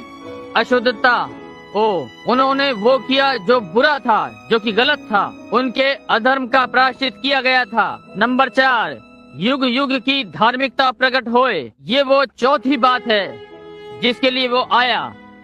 चौथी, वो क्या करने आया? युग युग की धार्मिकता को लाने के लिए आया, पाप का अंत करने, प्रायश्चित और युग युग की धार्मिकता लाने। जब इज़राइल का अपराध अंत पर आया, जब इज़राइल का अपराध, अब मैं चाहता हूँ कि आप इसे पकड़ें, क्योंकि जब हम उस स्त्री को लाते हैं और अजगर निकाला गया तो आप फिर से इसी वचन के शब्दों पर वापस आते हैं। इसे निश्चित रूप से लिख लें। जब इज़राइल के अपराध का अंत आ जाता है, शैतान जो उन पर दोष लगाने वाला है और हम पर दोष लगाने वाला है, शैतान को अतः गड़े में बंद कर दिया जाएगा। कब? क्या? जब युग युग की धार्मिकता लाई जा रही है। कुछ ऐसा जो समाप्त नहीं हो सकता, वो सब जो अधर्म का कारण है समाप्त हो जाएगा। एक मिनट, हम प्रकाशित वाक्य का 22वां अध्याय और 13वां लेंगे और हम इसे 1 मिनट के लिए पढ़ें। प्रकाशित वाक्य 20 और 13, नहीं मुझे क्षमा करें, प्रकाशित वाक्य 1 से 3 में है। इसके बीच में छोटे चिन्ह को न देखें, मेरा पसीना यहाँ मेरी आंखों में चला गया। प्रकाशित वाक्य का 20वां अध्याय, और आइए देखें। फिर मैंने एक स्वर्गदूत को स्वर्ग से उतरते देखा, जिसके हाथ में अतः कुंड की कुंजी और एक बड़ी जंजीर थी, और उसने उस अजगर अर्थात पुराने सांप को, जो इबलीस और शैतान है, पकड़कर 1000 वर्ष के लिए बांध दिया और उसे अथाह कुंड में डालकर बंद कर दिया, और उस पर मोहर कर दी गई कि वो 1000 वर्ष के पूरे होने तक जाति जाति के लोगों को फिर न भरमाए। इसके बाद अवश्य है कि थोड़ी देर के लिए फिर खोला जाए। युगान युग की धार्मिकता को लाना। शैतान अतः गड़े में है, और जब वो ये करता है और शैतान को बंद कर देता है जिसने लोगों को भरमाया था। अब आइए हम हबक्कूक का 2रा अध्याय निकालें। हबक्कूक का 2रा अध्याय, और अब हम ये देखने जा रहे हैं कि उसने क्यों इस पुराने अजगर को बंद कर दिया और ये किस लिए किया गया, और उसके बंद होने के तुरंत पश्चात क्या घटित होता है। मैं ये पसंद करता हूँ, क्या आप नहीं करते? ये हमें किसी समझ पर लाता है। हबक्कूक का 2रा अध्याय और 14वां पद, मैं विश्वास करता हूँ कि ये है, मैं पढ़ना चाहता हूँ। जब ये घटित होता है, ध्यान दें, क्योंकि पृथ्वी यहोवा की महिमा के ज्ञान से ऐसी भर जाएगी जैसे समुद्र जल से भर जाता है। ओ प्रभु, दूसरे शब्दों में, जब शत्रु हटा दिया गया तो पाप का अंत आ गया, युगान युग की धार्मिकता को भीतर लाना आ गया, शैतान को अथाह गड़े में बंद कर दिया गया, और प्रभु का ज्ञान पृथ्वी को ऐसे ढांक लेगा जैसे समुद्र का पानी पृथ्वी को ढांक लेता है। आमीन। परमेश्वर की महिमा हो। भाई ये आ रहा है, ये आ रहा है। स्त्रियां, महिलाएं और पुरुष सज्जन पुरुष हो जाएंगे। आमीन। जब प्रभु का ज्ञान पृथ्वी और समुद्र और आकाश को भर देगा, और ओ मेरा हृदय उस दिन के मधुर छुटकारे के लिए व्याकुल और चिल्ला रहा है, जब हमारा यीशु पृथ्वी पर फिर वापस आएगा। आमीन। ठीक है, अब सहस्र शताब्दी आरंभ हो गई। ये सहस्र शताब्दी जब नगर को बसना है। चौथा, मेरे पास लगभग 6 और वचन के लेख हैं, परंतु हम जल्दी जल्दी करेंगे। अब जब हम वापस आते हैं तो मैं इन दूसरे वचनों को लूंगा, केवल आपको एक साधारण विचार देने के लिए। नंबर 5, दर्शन और भविष्यवाणी की बात पर छाप दी जाए। देखिए, वो स्वर्गदूत दर्शन और भविष्यवाणी की बात पर छाप करने आया। मैं ये कहना पसंद नहीं करता, परंतु कुछ महान लेखकों ने, जिनको मैं पढ़ रहा था उस दिन इस विषय पर, यदि उसने ये सब मिला जुला दिया ना होता, उसने कहा ये क्या था, अब केवल ये दर्शाने के लिए कि कितने मूर्ख। ओ मुझे क्षमा करें, मेरे कहने का ये अर्थ नहीं है, मुझे क्षमा करें, मेरा ये अर्थ नहीं, वास्तव में मेरा ये नहीं है। नहीं, एक मनुष्य बिना अभिषेक के, देखा, उस व्यक्ति ने कहा, आप देखिए, दर्शन और भविष्यवाणी केवल यहूदी कलीसिया के लिए है। और कहा डैनियल के समय से जब डैनियल आया, इसका अर्थ ये है कि अब और दर्शन और भविष्यवाणियां नहीं होंगी। कहा आज ये सारी चीजें कि वे दर्शनों और भविष्यवाणियों के विषय में बात करते हैं, ये सब शैतान की ओर से है। अब ऐसी दर्शन और भविष्यवाणी जैसी कोई बात नहीं है। भाई, डैनियल के पश्चात दर्जनों भविष्यद्वक्ता हुए हैं, और यूहन्ना बपतिस्मा देने वाला था, यीशु मसीह था, नए नियम में सब में भविष्यद्वक्ता थे, दर्शन थे, स्वर्गदूत थे। संसार में मनुष्य ये बात कैसे कह सकता है? परंतु आप देखिए, ये अपने मतलब के लिए है, लोगों में कुछ डालने का यत्न करना, कलीसिया की एक शिक्षा बनाना, ये एक छोटी सी बात कि लोगों के लिए वास्तविकता बन जाए। और यदि लोगों के पास पवित्र आत्मा ना हो, वे इसके द्वारा भरमाए जाएंगे। अब हम वो ना लें जो कोई मनुष्य कहता है। अब इसे सिद्ध करने के लिए कोई वचन नहीं है, इसलिए मैं इसे कैसे ले सकता हूँ? ठीक है, हम देखें कि वास्तव में ये छाप करना क्या है। देखिए, वो ये करने आया, दर्शन और भविष्यवाणी पर छाप देने। अब आइए हम वापस डैनियल की पुस्तक पर चलें, जहाँ पर हम थे। डैनियल की पुस्तक में हम पाते हैं कि ये क्या कहा गया। आइए डैनियल का 12वां अध्याय निकालें। अब जब हम डैनियल 12 निकाल रहे हैं, अब हम आरंभ कर सकते हैं और यहाँ से पढ़ें। जब आप घर जाएं तो मैं चाहता हूं कि आप इसे पहले से पढ़ें। आइए पहले पद से नीचे चौथे तक पढ़ें। उसी समय मिकाय नाम बड़ा प्रधान, जो तेरे जाति भाइयों का पक्ष करने को खड़ा रहता है, वो उठेगा। अब ये अंत समय में होगा, तब ऐसे संकट का समय होगा जैसे किसी जाति के उत्पन्न होने के समय से लेकर अब तक कभी नहीं हुआ होगा। ये जब मसीह विरोधी, ये पहली मोहर का घुड़सवार आगे बढ़ता है, जब वो ये करता है, यहाँ तक कि इस समय तक, उस समय नहीं जब टाइटस ने यरूशलेम की दीवारों को घेर लिया था, ये तो केवल एक स्थान में था। ध्यान दें, ये मसीह विरोधी कब, वो प्रधान जिसे आना था, देखिए वो कब आता है। परंतु उस समय तेरे लोगों में से जितनों के नाम परमेश्वर की पुस्तक में लिखे हुए हैं, वे बच निकलेंगे। हालेलुया। तेरे लोग इज़राइल, उनके नाम पुस्तक में लिखे हुए हैं, और जो भूमि के नीचे सोए रहेंगे, उनमें से बहुत से लोग जाग उठेंगे, कितने तो सदा के जीवन के लिए, और कितने अपनी नाम धराई के लिए, और सदा तक अत्यंत घिनौने ठहरने के लिए। जब टाइटस ने यरूशलेम की दीवारों को घेर लिया था, तो ये सारे संसार में कैसे हो सकता है? ये कैसे हो सकता था? ये नहीं हो सकता था। देखिए, वो अंत समय के लिए बोल रहा है, पुनरुत्थान पर। क्या ये ठीक है? अब तब सिखाने वालों की चमक आकाश मंडल की सी होगी, और जो बहुतों को धर्मी बनाते हैं, वे सदा तारों की नाई प्रकाशमान रहेंगे। सुनिए, यहाँ ये वास्तविक सच्ची छाप है। तू इस पुस्तक पर मोहर करके इन वचनों को अंत समय तक के लिए बंद रख। Oh hallelujah. कक्षा, क्या आप देख सकते हैं यीशु मसीह का ये प्रकाशन और उसकी सामर्थ जो अंत समय में उसके आगमन की है, वो इस अंत समय तक के लिए मोहरबंद है। वो यही करने आया था। ये ज्ञानियों से छिपा है, कोई आश्चर्य नहीं। वे इसे वहाँ पीछे की ओर, कोई भविष्यद्वक्ता नहीं, और हर चीज पीछे मोहर बंद है, वहाँ लागू करना चाहते हैं। इससे पानी नहीं रुकेगा, परंतु दर्शन, ये दर्शन आज यहाँ तक के लिए मोहर बंद था, और यही मैं अपना विश्वास रख रहा हूँ कि परमेश्वर इन 70 सप्ताहों को प्रकट करेगा। आमीन। मोहर बंद कर दे, उसने कहा, अंत समय तक के लिए। वचनों को बंद कर दे, पुस्तक को मोहर बंद कर दे अंत समय तक के लिए। वो क्या करता है? दर्शनों और भविष्यवाणी पर छाप कर दी। डैनियल ने इन बातों की भविष्यवाणी की। उसने ये दर्शन में देखा था, और स्वर्गदूत नीचे दर्शन पर मोहर करने आया था और भविष्यवाणी पर मोहर करने आया था। वे इसे पढ़ सकते थे, परंतु इसे समझ नहीं सकते थे। अंत समय तक, अंत समय क्या होता है? 70वें सप्ताह का अंत, जब वो मसीह विरोधी प्रधान प्रकट किया जाएगा। इस समय स्वयं को परमेश्वर बनाता है। हम कैसे जानते हैं कि ये अंत समय तक के लिए मोहरबंद है? डैनियल ने इसका अध्ययन किया, जो कि डैनियल का अंतिम अध्याय है। बहन सैमसन ने मुझे आज दोपहर बाद ये बताया। उन्होंने कहा, भाई ब्रनम, मैंने डैनियल की पूरी पुस्तक पढ़ी है। मैं अधिक नहीं समझ सकी। जब मैं रुकी सारा पढ़ने के बाद, तब जाना कि मैंने कब आरंभ किया था। बहन सैमसन, ये यहाँ पर है। यदि आज रात्रि आप यहाँ पर हैं, मेरा विश्वास है कि मैं उन्हें यहाँ बैठा हुआ देख रहा हूँ। मैंने पहली झलकी में कभी कुछ नहीं कहा।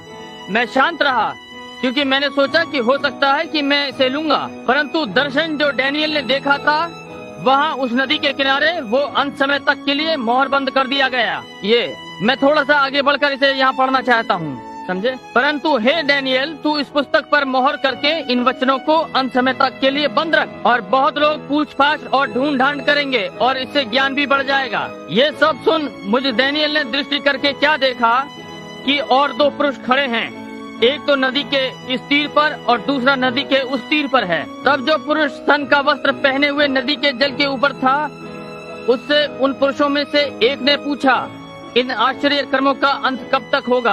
अब सुनिए। तब जो पुरुष सन का वस्त्र पहने हुए नदी के जल के ऊपर था, उसने मेरे सुनते दाहिना और बायां अपने दोनों हाथ स्वर्ग की ओर उठाकर सदा जीवित रहने वाले की शपथ खाकर कहा, ये दशा 3.5 काल तक रहेगी। अब हमें ठीक मिल गया, ठीक सही समय और आधा समय। अब आप ध्यान दें, जब हमने डैनियल के 70 सप्ताहों को देखना आरंभ किया, ये कैसे निकल कर आया। यही जब भेद खुलने जा रहा है। ठीक है, ये दशा 3.5 काल तक ही रहेगी। और जब वो व्यक्तिगत सर्वनाम, जब मसीह विरोधी, जब पवित्र प्रजा की शक्ति टूटते टूटते समाप्त हो जाएगी, तब यही वो सप्ताह के बीच में अपनी वाचा को तोड़ देगा। तब ये सब बातें पूरी होंगी।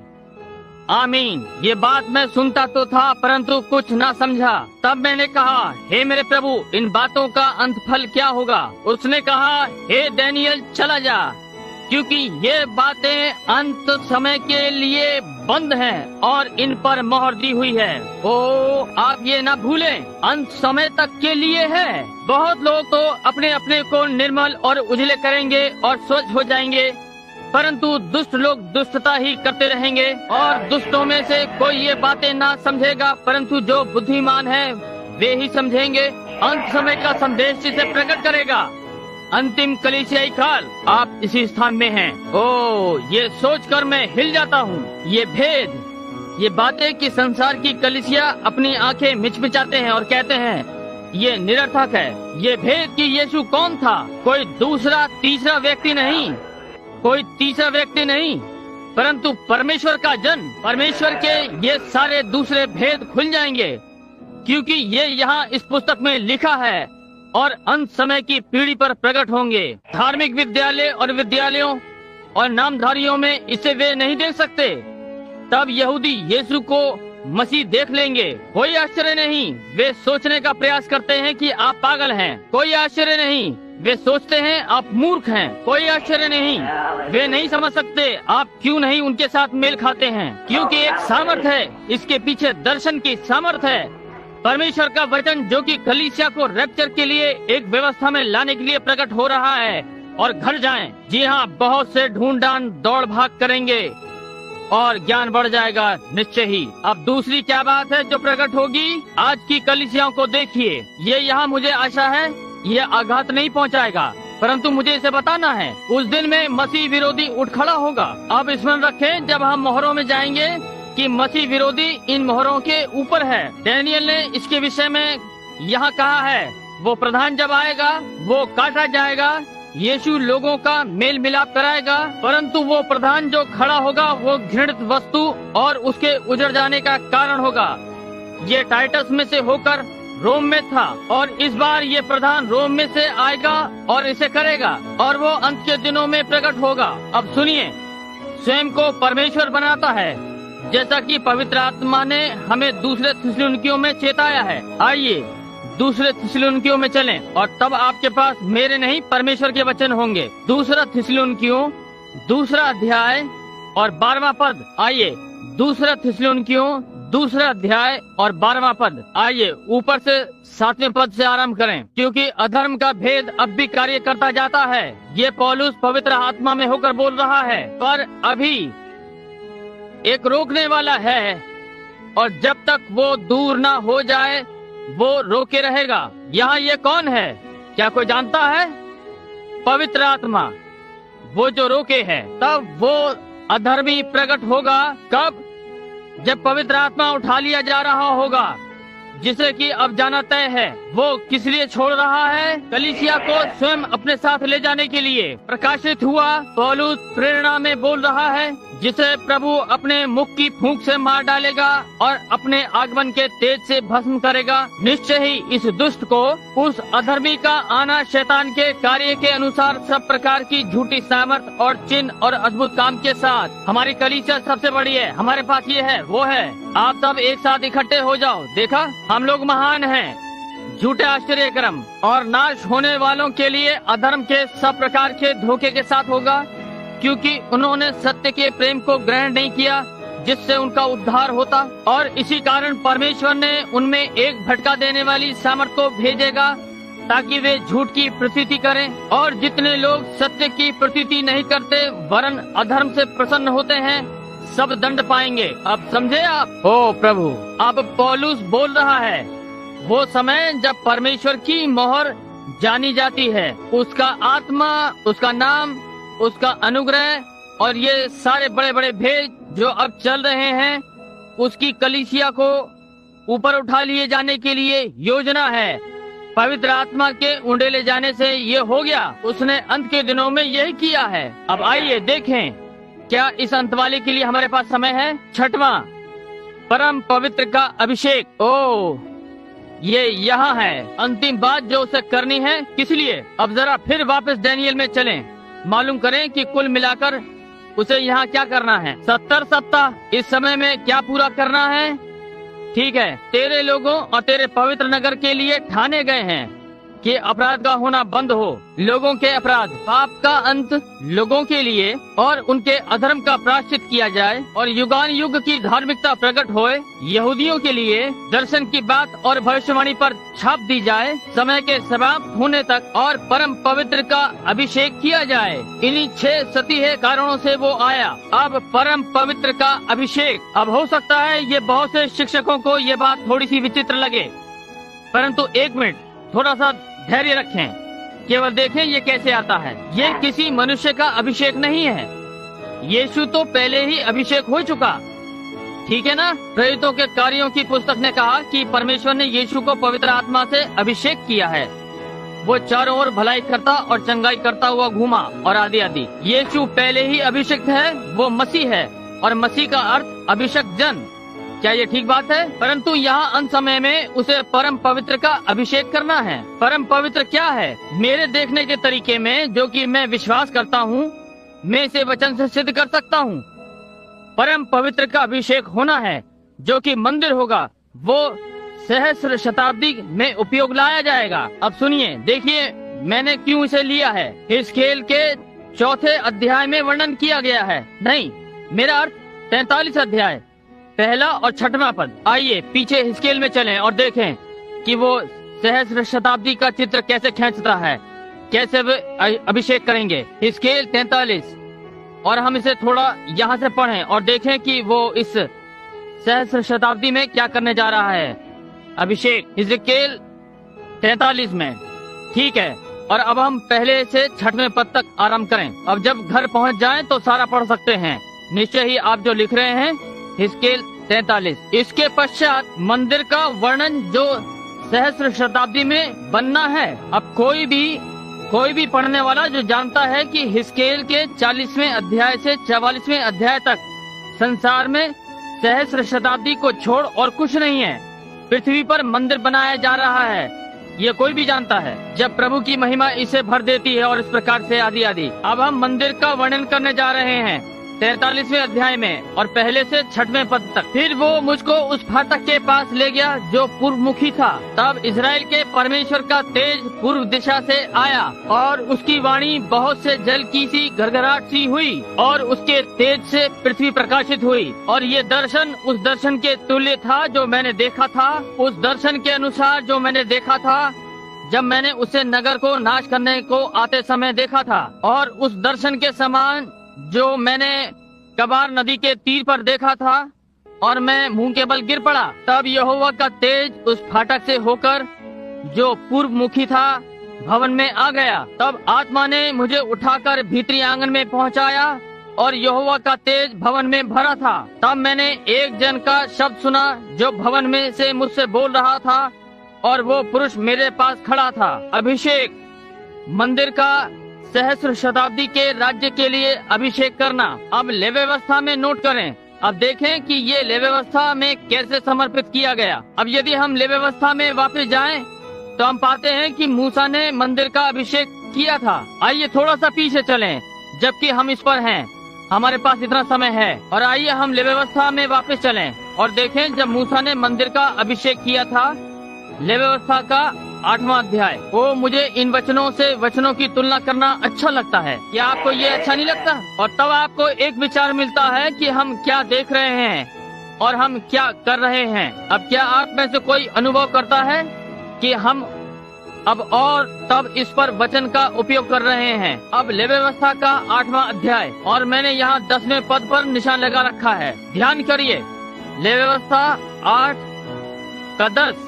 आइए देखें। तब मूसा ने अभिषेक का तेल लेकर निवास का और जो कुछ उसमें था उन सब का भी अभिषेक करके उन्हें पवित्र किया। और उस तेल में से कुछ उसने वेदी पर 7 बार छिड़का और कुल सामान समेत वेदी का और पाए समेत हौदी का अभिषेक करके उन्हें पवित्र किया। और उसने अभिषेक के तेल में से कुछ हारून के सिर पर डालकर उसका अभिषेक करके उसे पवित्र किया। मूसा ने जंगल में आराधना के मंदिर को पवित्र या अभिषेक किया। इजराइल के बालकों के लिए जब वे अपनी यात्रा में थे इसे अभिषेक किया था। अब दूसरे इतिहास में निकालिएगा और हम समर्पण को देखेंगे जब पवित्र आत्मा ने मंदिर में अपना स्थान लिया। और देखिए क्या घटित हुआ। दूसरा इतिहास 5वां अध्याय और 13वें पद से आरंभ करके। दूसरा इतिहास 5वां अध्याय और 13वें पद से आरंभ करके। तो जब तुरहिया बजाने वाले और गाने वाले एक स्वर से यहोवा की स्तुति और धन्यवाद करने लगे और तुरहिया झांझ आदि बजाते हुए यहोवा की ये स्तुति ऊंचे शब्द से करने लगे कि वो भला है और उसकी करुणा सदा की है। तब यहोवा के भवन में बादल छा गया और बादल के कारण याजक लोग सेवा टहल करने को खड़े न रह सके, क्योंकि यहोवा का तेज परमेश्वर के भवन में भर गया था। परमेश्वर आराधना स्थल में आया जिसे अभिषेक होना था और लोगों को उसे दे दिया कि लोग आकर आराधना कर सकें। इसलिए अभिषेक के लिए तेरा पवित्र स्थान नहीं परंतु परम पवित्र स्थान का अभिषेक करना। और हम ये देखते हैं कि नया यरूशलेम ही परम पवित्र स्थान है और अभिषेक नए यरूशलेम पर होगा जो कि स्वर्ग से परमेश्वर के पास से उतरता है। ऐसे तैयार किया गया है जैसे दुल्हन अपने पति के लिए श्रृंगार किए हो। उन पर अभिषेक होगा। अब जब जरुब्बाबेल ने अपना मंदिर उसके दोबारा बन जाने के पश्चात समर्पित किया तो उसे अभिषेक नहीं किया गया, क्योंकि वो पहले ही अभिषेक हो चुका था। वो टूट गया था और वो फिर से मरम्मत किया गया था। वो उजड़ना जो उस पर आ पड़ा था वो फिर से मरम्मत किया गया और दिया गया, इसलिए उस पर कोई अभिषेक नहीं किया गया। जब वो एक बार अभिषेक किया गया वही आगे चलता रहा और ये इस समय तक चल रहा है। परंतु जब परमेश्वर सहस्र शताब्दी का मंदिर स्थापित करता है तो वो उस परम पवित्र का अभिषेक करेगा। तेरा पवित्र नहीं परंतु परम पवित्र। परंतु जब राजा 1000 वर्ष के लिए अपने सिंहासन को लेता है, महिमा हो, अब वो समाप्त हो गई। परम पवित्र का अभिषेक अंतिम चीज होगी। जब मंदिर खड़ा किया गया तो पुनरुत्थान आ चुका, यहूदी वापस हो चुके, मसीह और उसकी दुल्हन आ गए। यहूदी 1,44,000 मोहर कर दिए गए। सहस्र शताब्दी आरंभ हो गई। वहाँ एक अभिषेक होगा, जबकि परम पवित्र स्थान अभिषेक किया जाएगा।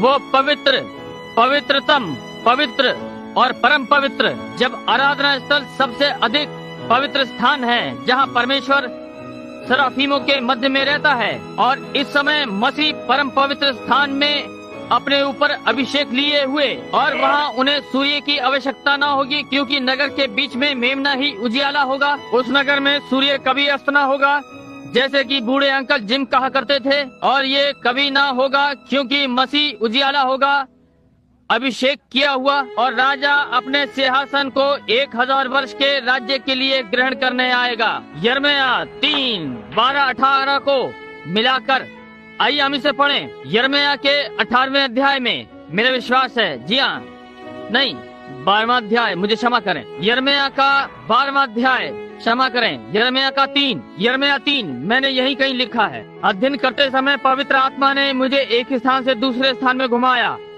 और मैंने जो सबसे बढ़िया था उसे जमा कर लिया। यिर्मयाह 3 और तब 12 से 18 तक। आइए इसे पढ़ें। तू जाकर उत्तर दिशा में ये बातें प्रचार कर, यहोवा की ये वाणी है, हे भटकने वाली इज़राइल, लौट आ, मैं तुझ पर क्रोध की दृष्टि न करूँगा, क्योंकि यहोवा की ये वाणी है, मैं करुणामय हूँ, मैं सर्वदा क्रोध न रखे रहूँगा। केवल अपना अधर्म मान ले कि तू अपने परमेश्वर यहोवा से फिर गई, और सब पेड़ों के तले इधर उधर दूसरों के पास गई। उन्होंने पूर्व से पश्चिम तक प्रत्येक राष्ट्र ने यही किया, समझे, और मेरी बातों को नहीं माना। यहोवा की यही वाणी है, लौट, इसे सुने, हे भटकने वाले लड़कों, लौट आओ, क्योंकि मैं तुम्हारा स्वामी ब्याहता हूँ। MARRID, उनकी आंखें अंधी कर दी गई थीं, क्योंकि अन्य जाति को एक अवसर देता हूँ, परंतु तू लौट आ, क्योंकि मैंने तुझसे ब्याह किया है। तुम्हारे प्रत्येक नगर के पीछे एक और प्रत्येक कुल के पीछे 2 को लेकर वे सब अंदर नहीं जाएंगे जो अपने को यहूदी कहते हैं, परंतु चुना हुआ झुंड अंदर जाएगा। वो छोटा बिन्यामीन जो वहाँ यूसुफ के सामने आता है, वो झुंड हर एक राष्ट्र में से, एक नगर से एक और परिवार से मैं तुम्हें सिय्योन में पहुंचा दूंगा, और मैं तुम्हें अपने मन के अनुकूल चरवाहे दूंगा, जो ज्ञान और बुद्धि से तुम्हें चराएंगे। और ऐसा होगा उन दिनों में जब तुम इस देश में बढ़ो और फूलो फलो, यहोवा ने कहा है, तब लोग फिर ऐसा ना कहेंगे। यहोवा की वाचा का संदूक, यहोवा की ये भी वाणी है, उसका विचार भी उनके मन में ना आएगा, ना ही लोग उसे स्मरण रखेंगे, ना ही वे उसे देखने जाएंगे, ना ही उसकी मरम्मत होगी। उस समय यरूशलेम यहोवा का सिंहासन कहलाएगा, जैसे कि वो वहाँ होगा, देखा, और सब जातियाँ वहाँ इकट्ठी होंगी, और उसी यरूशलेम में मेरे नाम के निमित्त इकट्ठा हुआ करेंगी। न ही वे फिर अपने बुरे मन के हट पर चलेंगी। ये जब वो नगर अभिषिक्त किया जाएगा, यही जब नया यरूशलेम अभिषिक्त किया जाएगा, और नगर की सारी जातियाँ, प्रकाशित वाक्य के 22वें अध्याय में ये कहा गया है, फाटक रात में बंद न होंगे, क्योंकि वहाँ पर रात न होगी, और पृथ्वी के सारे राजा अपने वैभव और तेज का सामान उस नगर में लाएंगे। उसकी दीवारें यशब की होंगी और सारदीन के पत्थर की, 12 प्रकार के पत्थर, और 12 फाटक ठोस मोती के होंगे प्रत्येक फाटक। वहाँ दीपक की आवश्यकता न होगी, वहाँ सूर्य का प्रकाश न होगा, क्योंकि मेमना जो नगर के बीचों बीच होगा उसका उजियाला होगा, और वो अपने लोगों की अगुवाई अनंत जीवन के लिए करेगा। वहाँ 2 पेड़ एक एक नदी के दोनों ओर होगा, और वे लोगों की चंगाई के लिए होंगे। ये वो अभिषिक्त है जो आएगा। पवित्र नगर परमेश्वर के पास से स्वर्ग से पृथ्वी पर उतर रहा है। आइए देखें कि उस समय में क्या घटित होगा। ओ, क्या आप इससे प्रेम करते हैं? आइए यशायाह 65 को निकालें। एक मिनट, थोड़ा अच्छा है कि कुछ छोड़कर आगे बढ़ जाएं। बहुत अच्छा है कि छोड़ दें। कुछ गर्म हो सकता है परंतु हम आगे बढ़ते रहें। यशायाह 65 सुनिए उस समय में क्या होगा और केवल अपने से पूछिए, पापी मित्र, यदि क्या आप इसे छोड़ सकते हैं? यशायाह 65 आइए 17वां पद से आरंभ करें। हर कोई ध्यान पूर्वक सुने, ध्यान करें। ये सहस्र शताब्दी के समय में जब परम पवित्र अभिषेक हुआ, क्योंकि देखो मैं नया आकाश और नई पृथ्वी उत्पन्न करता हूँ और पहली बातें स्मरण में ना रहेंगी और सोच विचार में भी ना आएंगी। इसलिए जो मैं उत्पन्न करने पे हूँ उसके कारण तुम हर्षित और सर्वदा मगन रहो, क्योंकि देखो मैं यरूशलेम को उत्पन्न करने पर हूँ। ये नया यरूशलेम है, एक आनंद, उसकी प्रजा को आनंदित बनाऊंगा। अभिषेक क्या है? प्रभु का आनंद। यरूशलेम को मगन और प्रजा को आनंदित बनाऊंगा। और मैं यरूशलेम के कारण मगन, राजा सिंहासन पर है, उस शाही राजसी सिंहासन पर, अनंत सिंहासन पर, और अनंत लोग आनंद के साथ एक अनंत नगर में। और मैं आप यरूशलेम के कारण मगन और अपनी प्रजा के हेतु हर्षित होऊंगा। उसमें फिर रोने व चिल्लाने का शब्द सुनाई न पड़ेगा। उसमें फिर ना तो थोड़े दिन का बच्चा और ना ऐसा बूढ़ा जाता रहेगा जिसने अपनी आयु पूरी ना की हो, क्योंकि जो लड़कपन में मरने वाला है वो 100 वर्ष का होकर मरेगा, परंतु पापी 100 वर्ष का होकर श्रापित ठहरेगा। वे घर बनाकर उनमें बसेंगे, वे दाख की बारियां लगाकर उसका फल खाएंगे। ऐसा नहीं होगा कि वे बनाएं और दूसरा बसे, ये कि आप मरें और आपका पुत्र आपका स्थान लेगा। बनाएं और दूसरा बसे, वे लगाएं और दूसरा खाए, क्योंकि मेरी प्रजा की आयु वृक्षों की सी होगी और मेरे चुने हुए अपने कामों का पूरा लाभ उठाएंगे। उनका परिश्रम व्यर्थ ना होगा, ना ही संकट लाने के लिए होगा, क्योंकि वे यहोवा के धन्य लोगों का वंश ठहरेंगे और उनके बाल बच्चे उनसे अलग ना होंगे। उनके पुकारने से पहले मैं उन्हें उत्तर दूंगा। वो महिमा वाला अभिषेक सराफीमों पर है, मैं उत्तर दूंगा। उनके मांगते मैं सुन लूंगा। भेड़िया और मेमना एक संग चरा करेंगे और सिंह बैल की नई भूसा खाएगा और सर्प का आहार मिट्टी ही रहेगा। और मेरे सारे पवित्र पर्वत पर ना तो कोई किसी को दुख देगा, ना कोई किसी की हानि करेगा। यहोवा यूं कहता है। क्या आप इससे चूक सकते हैं? नहीं। फिर से पीछे चलेंगे और यशायाह 11वें अध्याय में पहले पद से 9वें पद में फिर से बोल रहा है। सुनिए वो यहाँ पर क्या कह रहा है। जब उसे दर्शन मिलता है उन स्त्रियों को देखने के पश्चात जिस प्रकार से वे अंतिम दिनों में व्यवहार करेंगी। ठीक है, यशायाह 11:1 तक। तब यिशै के ठूंठ में से एक डाली फूट निकलेगी और उसकी जड़ में से एक शाख निकलकर फलवंत होगी। ये कौन था? मसीह। उसकी जड़ में से। और यहोवा की आत्मा बुद्धि और समझ की आत्मा, युक्ति और प्रक्रम की आत्मा और ज्ञान और यहोवा के भय की आत्मा उस पर ठहरी रहेगी। और उसको यहोवा का भय सुगंध सा भाएगा। वो मुंह देखा न्याय ना करेगा और ना अपने कानों के सुनने के अनुसार निर्णय करेगा, परंतु वो कंगालों का न्याय धर्म से और पृथ्वी के नम्र लोगों का निर्णय खराई से करेगा। और वो पृथ्वी को अपने वचन के सोंटे से मारेगा और अपने फूंक के झोंके से दुष्ट को मिटा डालेगा। उसकी कटी का फेंटा धर्म और उसकी कमर का फेंटा सच्चाई होगी। तब भेड़िया भेड़ के बच्चे के संग रहा करेगा और चीता बकरी के बच्चे, ये बकरी है, के साथ बैठा करेगा। और बछड़ा और जवान सिंह और पाला पोसा हुआ बैल तीनों इकट्ठे रहेंगे और एक छोटा लड़का उनकी अगुवाई करेगा। गाय और रीछनी मिलकर चरेंगी और उनके बच्चे इकट्ठे बैठेंगे। और सिंह बैल की नई भूसा खाएगा और दूध पिया हुआ बच्चा करेत के बिल पर खेलेगा और दूध छुड़ा हुआ बच्चा नाग के बिल में हाथ डालेगा। और मेरे सारे पर्वत पर ना तो कोई दुख देगा और ना हानि करेगा, क्योंकि पृथ्वी यहोवा के ज्ञान से ऐसी भर जाएगी जैसे जल समुद्र से भरा रहता है। ये उस नए यरूशलेम में है, उस नए वाले में। डाली का यहाँ उल्लेख दाऊद की डाली से है, वो डाली और संतान दोनों हैं। अब इसके पश्चात दुल्हन प्रकट होती है। 70 सप्ताहों के पश्चात दुल्हन प्रकाशित वाक्य के 19वें अध्याय में प्रकट होती है, पहले से 16वें पद तक। वो अपने दूल्हे के संग आती है, सामर्थी राजा। ओ, मैं नहीं जानता कि हम इस सब को ले पाएंगे या नहीं, ऐसा कुछ मिला है। ठीक है, इसका एक भाग पढ़ें, जो भी है। यहाँ जहाँ दुल्हन इसके पश्चात आती है, समझे? सहस्र शताब्दी आरंभ हो जाने के पश्चात तब मसीह दुल्हन के साथ वापस आता है। ठीक है, 1 से 16 और 19वां अध्याय। और इन बातों के पश्चात, इस पीड़ा के बाद, विपत्तियों के पश्चात, मोहरों के पश्चात, विपत्तियों के पश्चात, शैतान के निकाले जाने के बाद, सहस्र शताब्दी के आरंभ होने के पश्चात, ध्यान दें, इसके बाद मैंने स्वर्ग में मानो बड़ी भीड़ को ऊंचे शब्द से ये कहते सुना कि हालेलुया, उद्धार और महिमा और सामर्थ हमारे परमेश्वर का ही है, क्योंकि उसके निर्णय सच्चे और ठीक हैं। इसलिए कि उसने उस बड़ी वेश्या का, जो व्यभिचार से पृथ्वी को भ्रष्ट करती थी, न्याय किया और उससे अपने दासों के लहू का पलटा लिया। फिर दूसरी बार उन्होंने हालेलुया कहा और उसके जलने का धुआं युगानुयुग उठता रहेगा। ये पुरानी वेश्या कलीसिया है, उसका धुआं उठता है। और 24 प्राचीनों और चारों प्राणियों ने गिरकर परमेश्वर को दंडवत किया, जो सिंहासन पर बैठा था, और कहा आमीन, हालेलुया।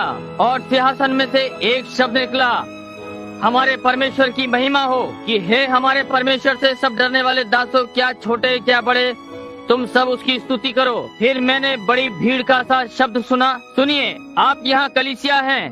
3रे अध्याय में चले जाने के पश्चात वो यहाँ आती है, समझे? और अब 6वां पद, फिर मैंने बड़ी भीड़ का सा और बहुत जल का सा शब्द और गर्जनों का सा बड़ा शब्द सुना कि हालेलुया, इसलिए प्रभु हमारा परमेश्वर सर्वशक्तिमान राज्य करता है। हालेलुया। ध्यान दें, मेमना का ब्याह अब आ पहुंचा है, यहाँ वो आती है। आओ हम आनंदित और मगन हो और उसकी स्तुति करें, क्योंकि मेमने का ब्याह आ पहुंचा और उसकी पत्नी ने अपने आप को तैयार कर लिया है। यहाँ ये दूल्हा और दुल्हन दोनों आते हैं और उसको शुद्ध और चमकदार महीन मलमल पहनने का अधिकार दिया गया है, क्योंकि उस महीन मलमल का अर्थ पवित्र लोगों के धर्म के काम है। और उसने मुझसे कहा, ये लिख कि धन्य वे हैं जो मेमने के ब्याह के भोज में बुलाए गए हैं। फिर उसने मुझसे कहा, ये वचन परमेश्वर के सत्य वचन हैं। और मैं उसको दंडवत करने के लिए उसके पांव पर गिरा और उसने मुझसे कहा, देख, ऐसा मत कर,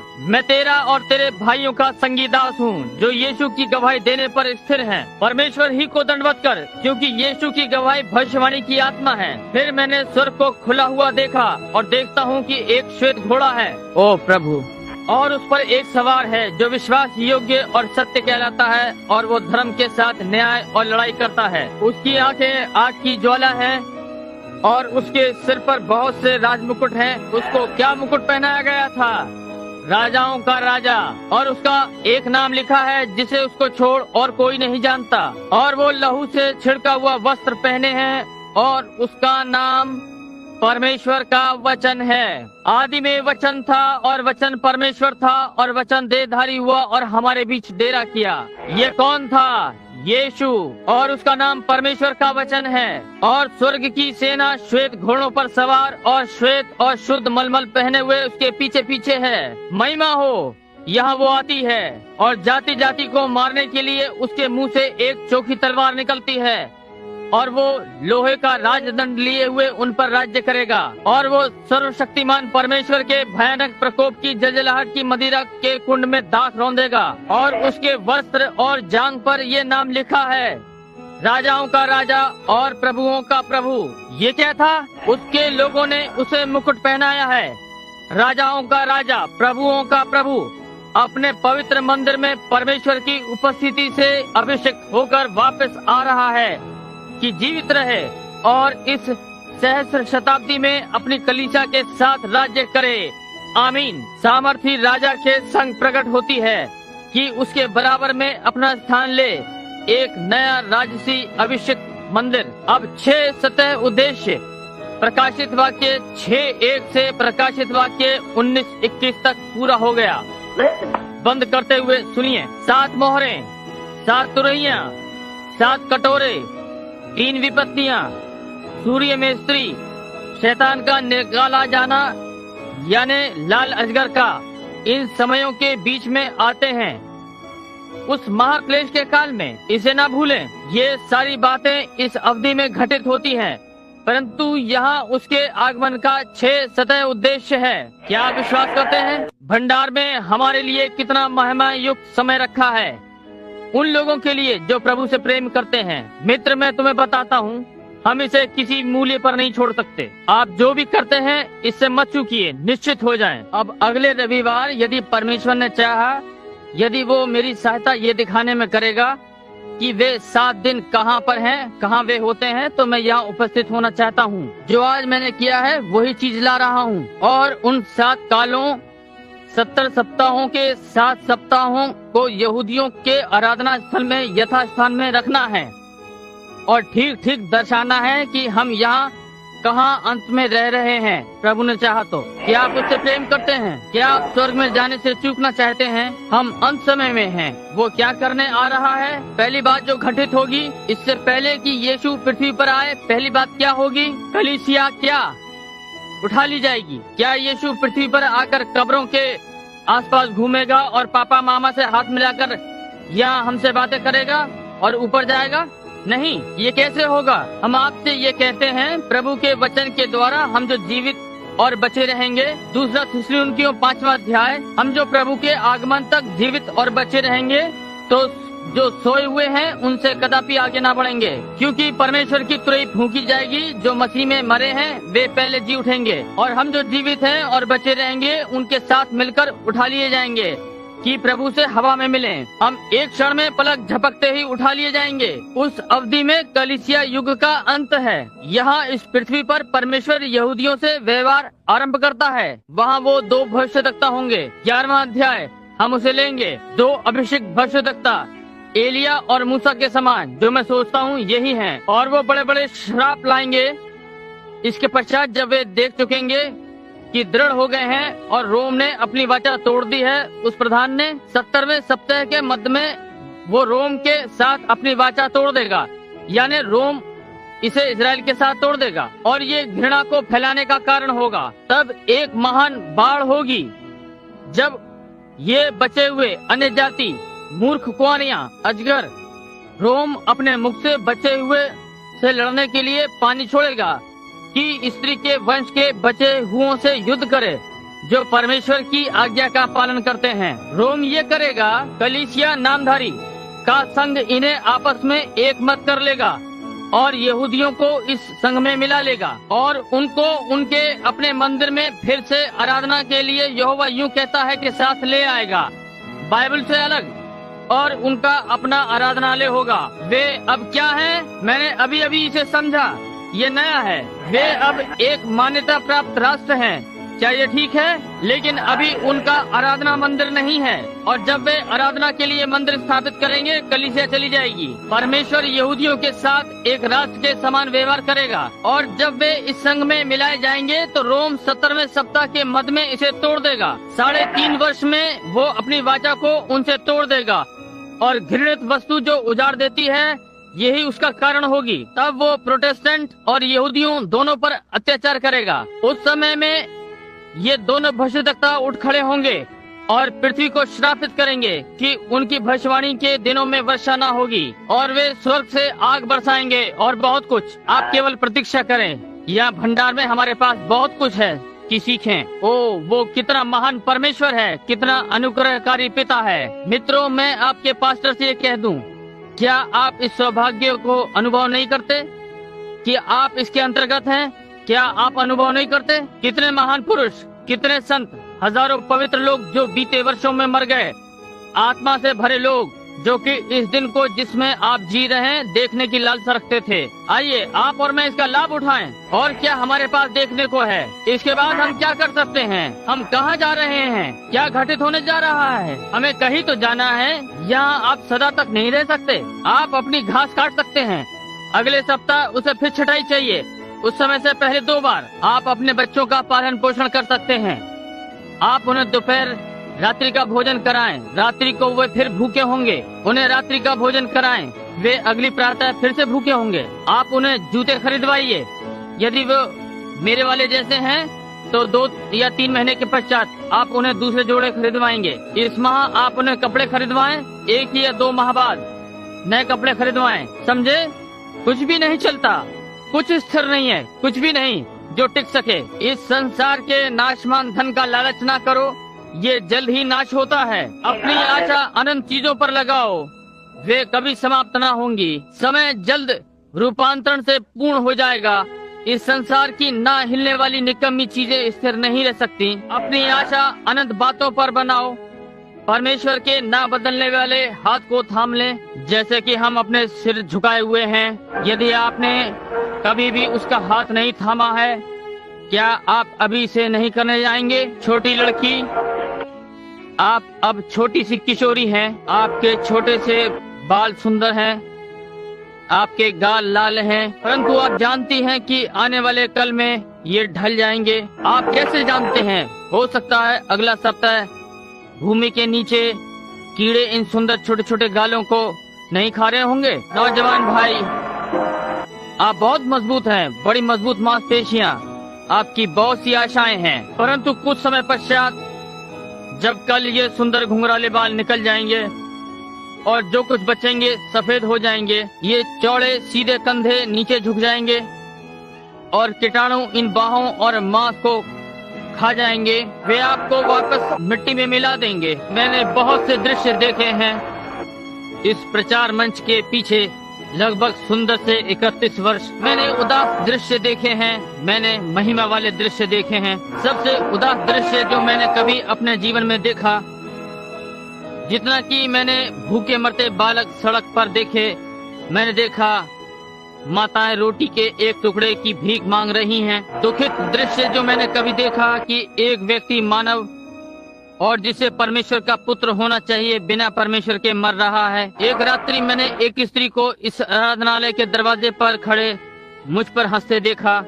मुझे स्मरण है और कहा, ऐसा धर्म तो मैं अपनी गाय को भी ना लेने दूं। 1 घंटे से कम में मुझे अस्पताल में बुलाया गया। सुंदर स्त्री लगभग 21 वर्ष आयु की, वो चिल्ला रही थी, उस प्रचारक को यहाँ बुलवाओ। वो विश्वास से कैथोलिक थी। जब मैं वहाँ पहुँचा तो बूढ़ी बहन ने कहा, आपने बहुत देर कर दी भाई ब्रैनम, वो लगभग 5 मिनट पहले ही मर गई। मैंने कहा, क्या मैं उसे देख सकता हूँ? कहा, वो आपके लिए चिल्ला रही थी। अपने अंतिम शब्दों में, उस प्रचारक भाई ब्रैनम को बुलाओ। उसका पति वहाँ चिल्ला रहा था, उसके लिए प्रार्थना कर दो, प्रार्थना करो। मैंने कहा, अब देर हो गई। मैंने चादर नीचे खींची। उसकी बड़ी बड़ी भूरी आंखें थीं। सुंदर स्त्री, उसके चेहरे पर छोटे छोटे चकत्ते थे, सुनहरे बाल बहुत ही लुभावने। वो इतनी पीड़ित थी कि चकत्ते उसके चेहरे पर मुहासों के समान उभरे हुए थे। उसकी आंखें इस प्रकार से उसके गोलकों से बाहर निकल आई थीं। उसकी अतड़ियों और गुर्दों ने वैसे ही कार्य किया जैसे किसी मरने वाले व्यक्ति में करते हैं, और वो वहाँ इस स्थिति में पड़ी हुई थी। उसका मुंह खुला था और उसकी पलकों ने उसकी भूरी आंखों के भाग को आधा ढांक रखा था। मैं ये कभी नहीं भूलूंगा। वो गाना मेरे मस्तिष्क में आया, संसार की व्यर्थ चीजों का लालच ना करो, सुंदरता। मैं वहाँ पोर्ट फल्टन में एक मरने वाले व्यक्ति के पास खड़ा था। उन्होंने मुझे उसके पलंग के पास बुलाया और एक दिन मैंने उसके साथ एक रात्रि यहाँ वेदी की बुलाहट में प्रार्थना की थी। उसने अपना हाथ एक स्त्री के चारों ओर डाल रखा था।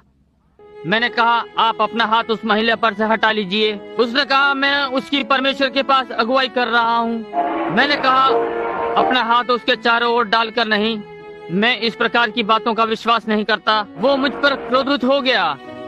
वो दरवाजे को जोर से बंद करते हुए निकल गया। थोड़ी देर के पश्चात मैं उसके पास पहुंचा जब वो मर रहा था। उसने मेरी मुख की ओर देखा, बोला, भाई बिल, मेरे लिए प्रार्थना मत करो, मैं नष्ट हो गया, मैं जा रहा हूँ। कहा, वो जो मैंने कभी पाया था जा चुका। मैं वहाँ कोने में खड़ा था, एक छोटा सा टुकड़ा यहाँ से।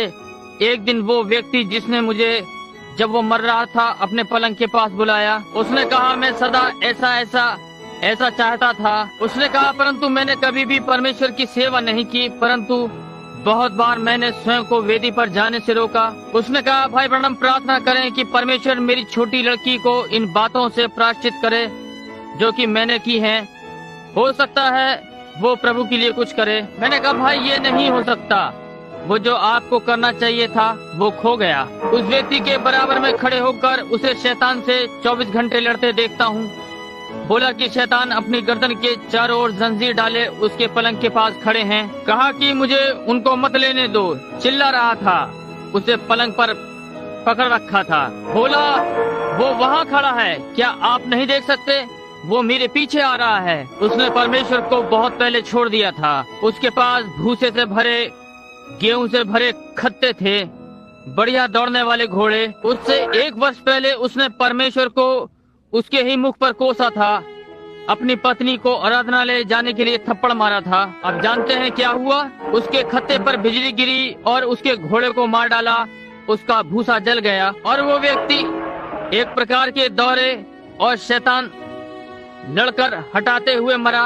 और मेरा बूढ़ा मित्र महिमा जब जीवन का अंत आया तो वहाँ खड़ा था। मैंने कहा, पिताजी क्या आप जा रहे हैं? बोला यही है बिली। मैंने कहा ये कैसा है? उसने कहा सब ठीक है। बोला कि मेरे बालकों को मेरे पलंग के पास ले आओ। उसने अपना बूढ़ा कमजोर हाथ हर बालक के ऊपर रखा और उन्हें आशीषित किया। अपने 2 लड़कों को बताया, कहा मेरे दोनों हाथ ऊपर कर दो जैसे यहोशू और कालिब ने किए थे। आश्चर्य लगा कि क्या कहने जा रहा है। उसने कहा खुशी का दिन, खुशी का दिन जब से यीशु ने मेरे पाप धो दिए। उसने मुझे सिखाया कि कैसे जागना और प्रार्थना करना है और प्रतिदिन खुश रहना है। हमारे पास भी वैसी ही कुछ चीजें हैं मित्रों। कोई नहीं, परंतु अच्छा खाना खाने की इच्छा है, अच्छी कार चलाने की इच्छा। जो भी अच्छा हम पा सकते हैं पाएं, उस पर दोष न लगाएं, वो ठीक है। परमेश्वर चाहता है कि आपके पास वो हो। जब हम गाना गाते हैं तो आइए हम अपने हाथ उठाएं। जबकि हम खड़े हुए हैं तो हम थोड़ा सा घूमकर अब किसी से हाथ मिलाएं। हमारी सभा निरंतर चलेगी। एक क्षण मैं चाहता हूं कि आप घूमें जबकि हम गीत का दूसरा पद गा रहे हैं। क्या आप उसके लिए आनंदित नहीं हैं? तो आमीन कहें। वे सब जो उससे प्रेम करते हैं कहें प्रभु की महिमा हो। वे सब जो विश्वास करते हैं कि आप उस चौकोर नगर में जा रहे हैं अपने हाथ ऊपर उठाएं। ओ 1 मिनट अपने गीत के साथ। क्या आपको ये पसंद नहीं? क्या आप उससे प्रेम करते हैं? आप भूलिए नहीं, अगले रविवार प्रातः 9:30 और तब हम प्रयास करेंगे, यदि प्रभु ने चाहा तो समय को देखेंगे।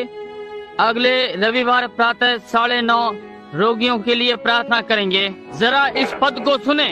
अब मैं ये सभा पास्टर भाई नेविल को देता हूँ कि अपने समाप्ति के शब्द लें और जो भी वे कहें।